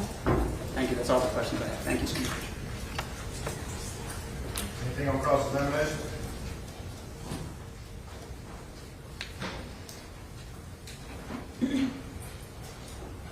Ms. Bradwell, so it's true that you didn't actually see the shooting, correct? That's correct. And you didn't see any of the events that led to the chase, correct? That's correct. And you mentioned that there were 3 individuals at the scene when you got there, right? That's correct. One was the defendant, Rick Chow, Correct. and that was the one that shot Cyrus in the back. I don't know if that's who shot him because I didn't see the shooting occur. Okay. Did someone tell you that Cyrus was shot in the back? Yes. Did they tell you who? Did they tell me who shot Cyrus or that Cyrus was shot? Either one, just object because of the hearsay nature of confrontation, who shot. Okay. And was one of the 3 individuals the kid Cyrus? Yes. Okay, one was Andy? Yes. Okay. So, did you talk to Andy on the scene? When I first arrived, whenever I was asking, do they need help and stuff. But other than that, I don't know who told me that he was shot. They was just like, he was shot, and like I said, my main focus was Cyrus at the moment, so I don't know which one of them told me that. Okay, so but you did talk to the younger Chow. That's correct. Okay. And was this when the little boy was still on the ground, laying on the ground? Yes. Okay. And had police arrived yet when you talked to Andy? No. Okay. When you talked to him before the police arrived, did he ever tell you that the victim pointed a gun at him? No. Did he ever tell you the victim pointed a gun at him minutes before that? No, ma'am. When they asked you to go help the little boy that was shot on the ground, did Andy ever tell you, be careful when you go over there because the kid just pointed a gun at me and tried to shoot me? No, ma'am. No further questions. Just briefly. You weren't there as a police officer, correct? That's correct. Weren't investigating? That's correct. Weren't interviewing anybody? That's correct. You were just there as actually a concerned citizen? Correct. Thank you so much. Thank you for your time, Shelby. Anything else? No, Your Honor. Thanks for being here.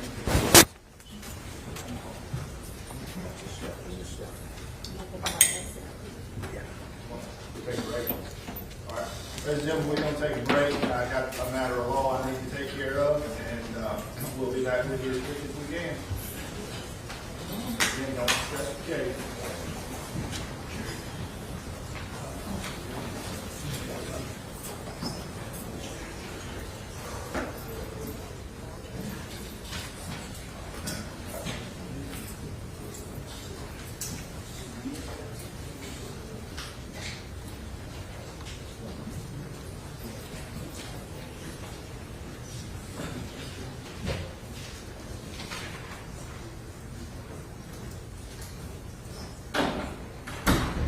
Okay, is Mr. Chow going to? Can I just confer with him a moment? Yeah.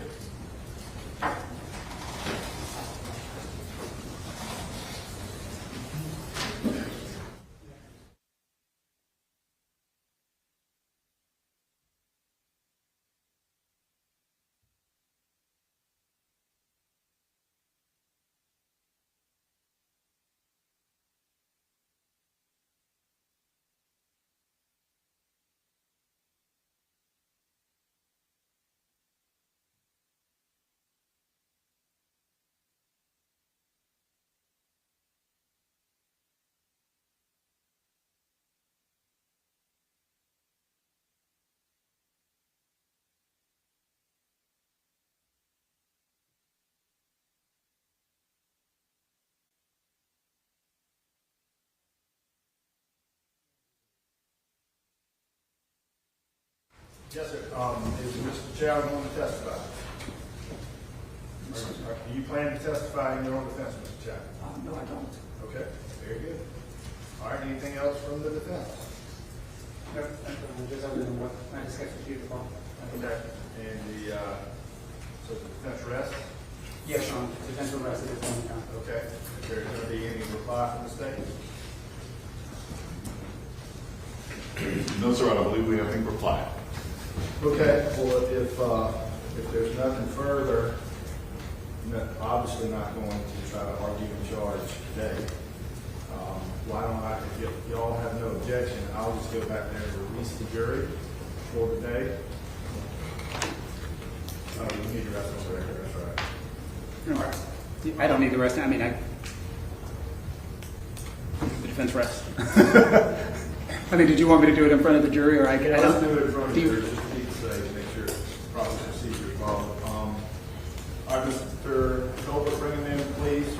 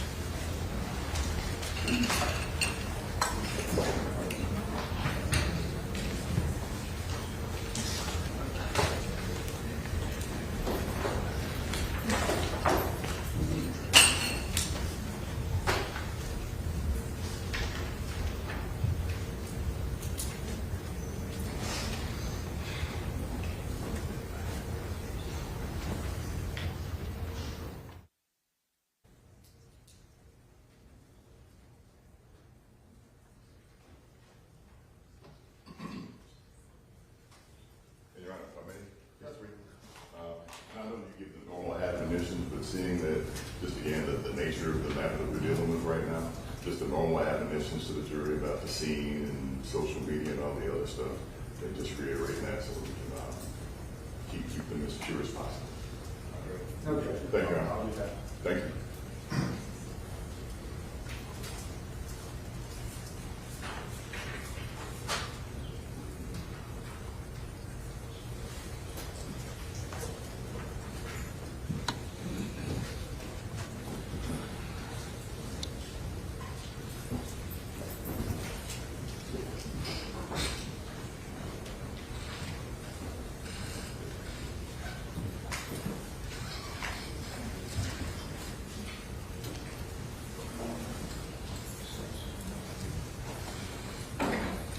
Judge present, John. Thank you, Mr. Colbert. Anything else from the defense? Your Honor, after reviewing all of the evidence presented by the defense, speaking with co-counsel as well as Mr. Chow, at this point in time, the defense choose the rest of the case. Very good. State gonna have anything in reply? We do not, Your Honor. All right, well, ladies and gentlemen, that concludes all the evidence in the case. It is 3:20 on a Friday, and we still have some legal stuff to do. Believe it or not, they probably won't agree on the law that I'm gonna have to charge you on, so we're gonna have a charge conference that may be rather lengthy, and I'm not going to take a chance of y'all getting this case at 5:30 or 6 o'clock on a Friday afternoon. So, I'm going to excuse you for the weekend. Again, don't discuss the case with anyone. Don't discuss it amongst yourselves, your family. Don't do any research. Stay away from any media coverage of the case.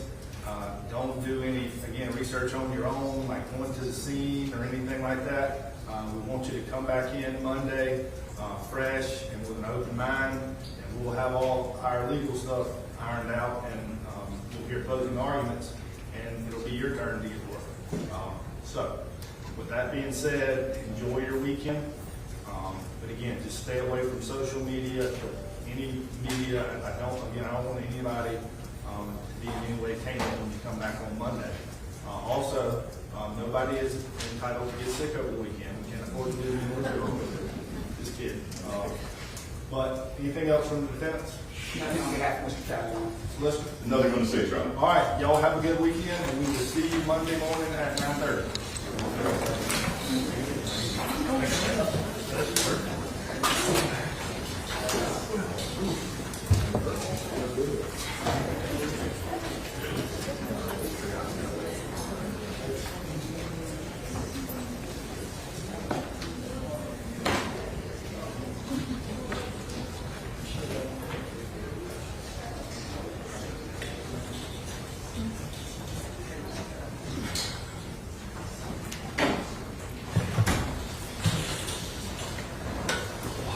All right, I guess we need to talk about the charge. You guys agree? Yeah, probably. Judge, we could renew our motion for directed verdict. You want to do that now? Yeah, you can go ahead and do that. Just renew the motion for directed verdict made at the conclusion of the state's case. Ask you to incorporate the comments and arguments that were made at that time and renew them. Okay, I'll note that for the record, and for the same reasons that closed the state's case. All right, so we need to talk about the charge. Obviously, there would be a charge of murder. Is there going to be any necessary inclusions requested? Your Honor, this time, well, I didn't. Can you hold on? Judge, can you hold on? Yeah, y'all, let's take about a 10 or 15 minute break. You want to do that? All right, we're going to be at ease for about 10 or 15 minutes. Y'all just consider lessers, what defenses are, you know, the couple areas where the two sides normally disagree. And then we'll go from there. I'm sure we'll disagree. I would expect that.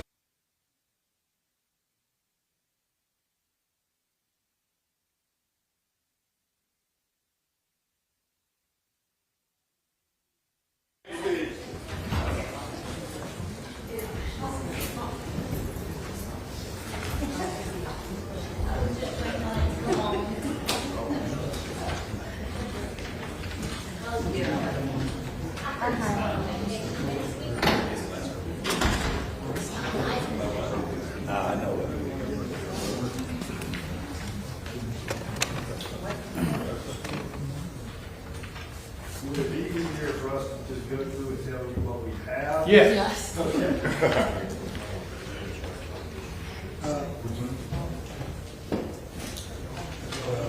No. We're still talking about that. You can talk about the others. Your Honor, we can, obviously, we're prepared to hear from you, Okay. but there is a consultation over here that really can't occur anywhere else. So we can go to the back. They had to take him downstairs to go to the bathroom, so we haven't really talked to him. Oh, okay. That was the problem. Okay. Not Can you me. give me a few more minutes? Yes, A few more please. minutes? Pardon? You want a few more minutes? Yeah, I'm wondering if you would. Well, I imagine I know what it is, so take all the time you need. Thank you, Judge. We'll give you that. Yeah, that's all we need. Okay. Thank you. We'll be at ease.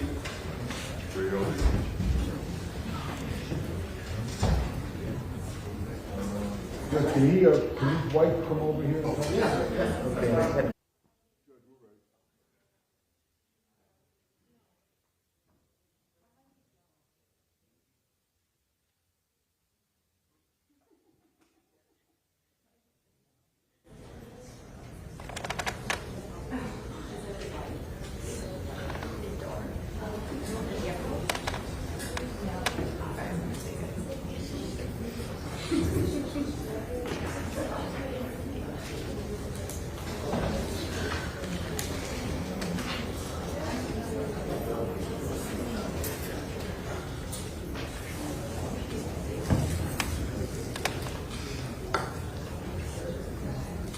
All right, I guess the principal issue would be whether or not any lesser included to the murder are charged. Judge, we're not asking for any less included offense, and this, we discussed that with Mr. Chow, and he's in agreement. You got to see Mr. Chow.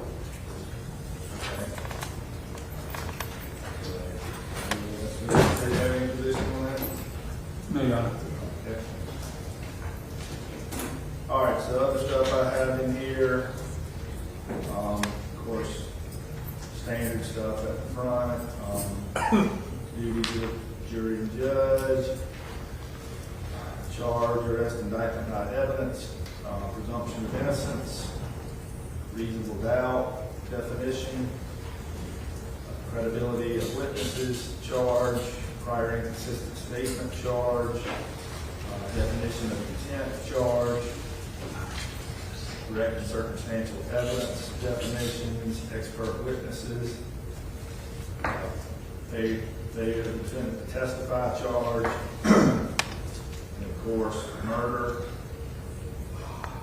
After murder, I have defense of others. I'm assuming what y'all want to charge.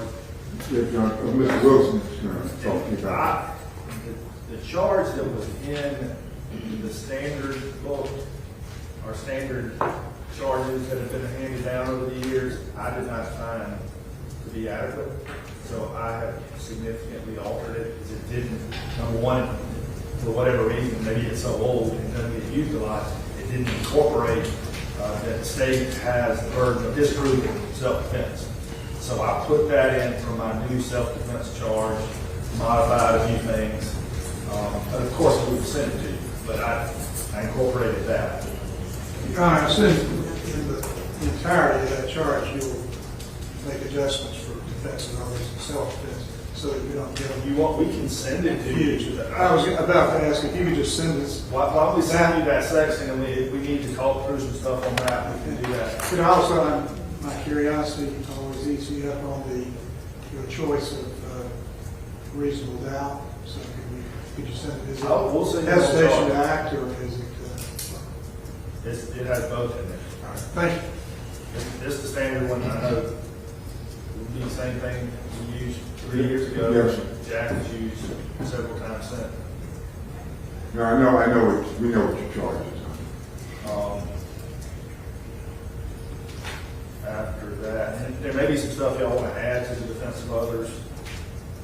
Well, I think we do. Ms. Wilson's looked through some charges that have been given in other cases. You want to do anything?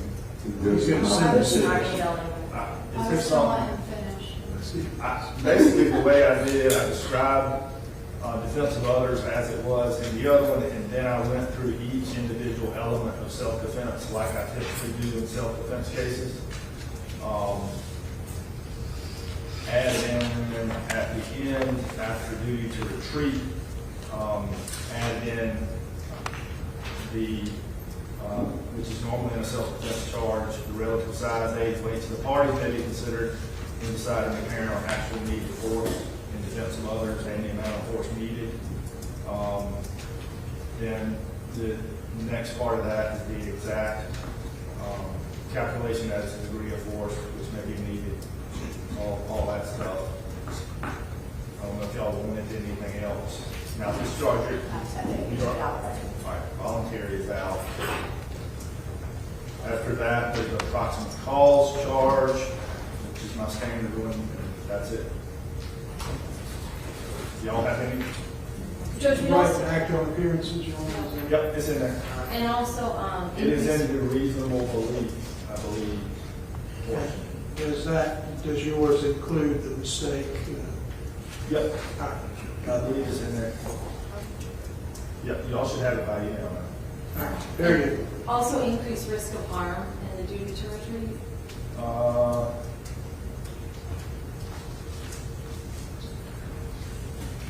No duty to retreat if it increases your risk.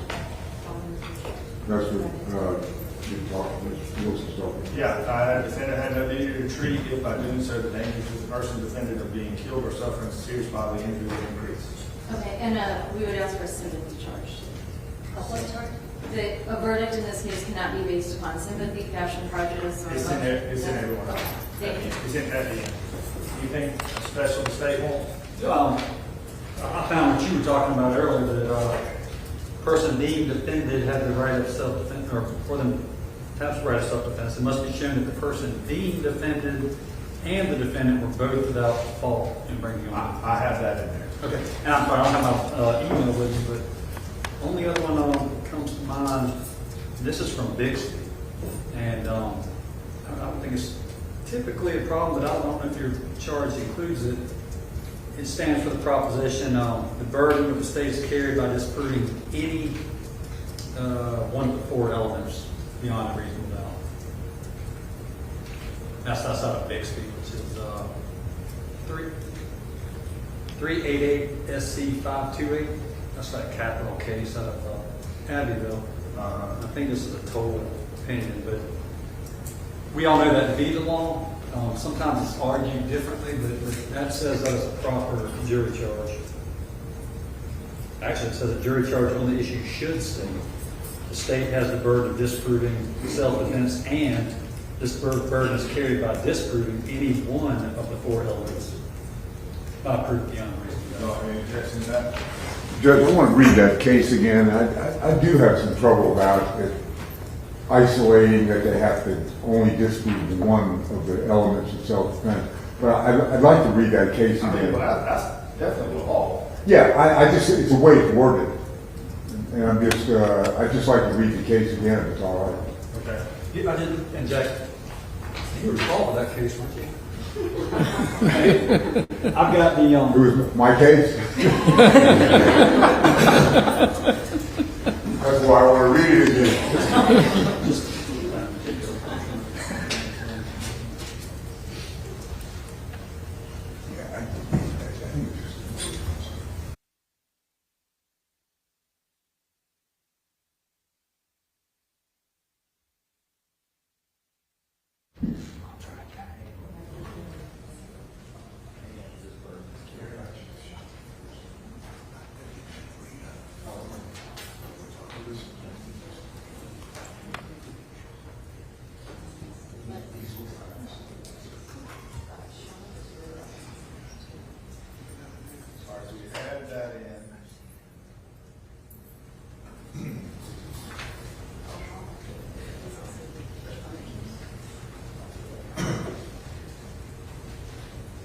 Anything else from the state? I think that's all we got, Your Honor. Okay. Couple more things from the defense, Your Honor.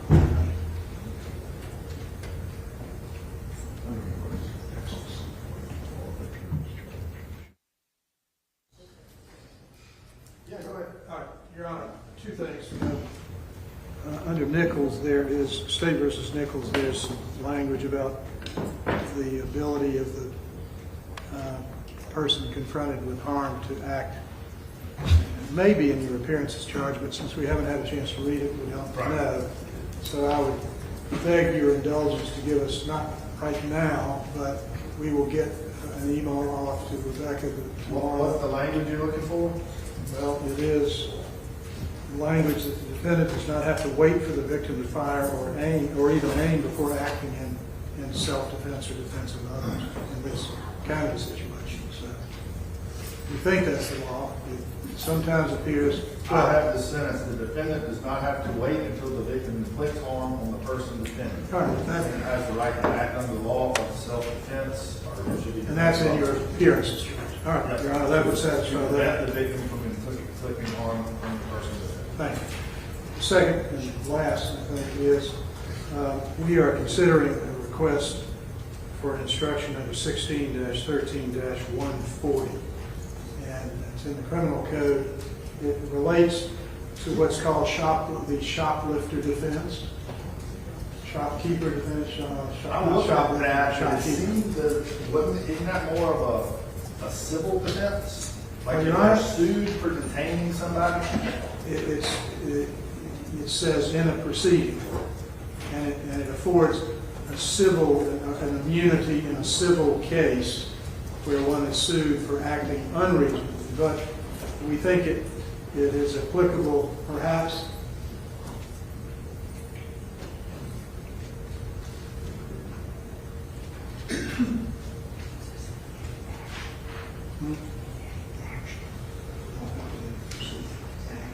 Action. It says an action brought by reason of having been delayed by a merchant or merchant's employees or agent on or near the premises of mercantile establishment for the purpose of investigation concerning ownership of the merchandise shall be exempt if the person is delayed in a reasonable manner for equal time.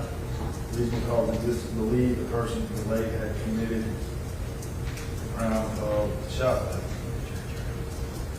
It says in an action, which I think when I read it the first time off the cuff, I thought it meant a civil action. Your Honor, in the infinite wisdom of our legislature, they didn't clarify that. So I'm not certain, and I was not able yet to find a case that tells me that is solely relegated to the civil side.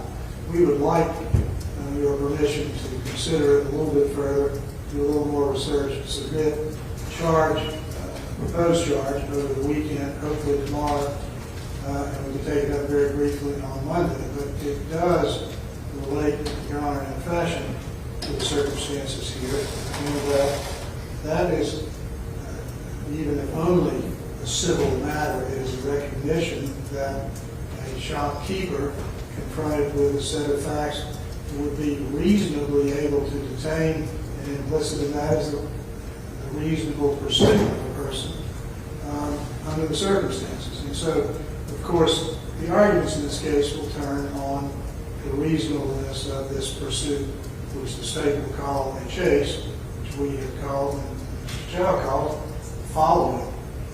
So we think that we'd like to ask your permission to submit something to you, and we'll deal with it expeditiously on Monday morning. Or Monday morning, yeah. What's the state's position on that? Completely object to that. It's completely inapplicable to the fact patterns of this case, and I don't think it's a criminal offense. Well, I'm not sure I do either, but I'm certainly not going to preclude the defense from at least looking into it and submitting something. Thank you. It does mention, detained or delayed on the premises. And, actually on his near, I think, but the legislature again didn't define near. Just so we can all remember what's fresh in our mind, there has been absolutely no testimony about any intent to detain anybody.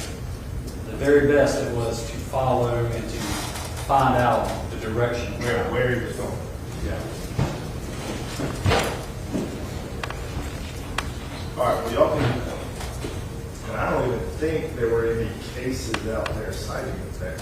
Were they? Yeah. I did. I remember it came up last week somehow. It's Maybe you all had it in a motion or pretty something. fallow ground, I must say, but I'd like a little further opportunity to look into it. We'll get you something tomorrow. Okay. Thanks. I'm not going to look at it. Well, and I won't rush. I'll get it to you no later than, it won't be Monday morning. I'll get it to you. Yeah, Sunday evening will be fine. Thank you. Most of all the reported cases, I think, are all civil cases. All right, anything else? I would say, we will be looking over the material. There's one thing about the right not to testify, and they can't consider it. There's a line in there that I always object to about the constitutional right not to testify. It always sounds like a mob thing.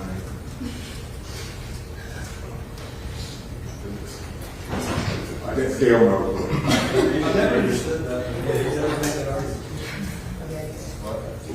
It's just that one line about asserting a constitutional right. It sounds like something they would say in front of a Senate committee investigating a mob.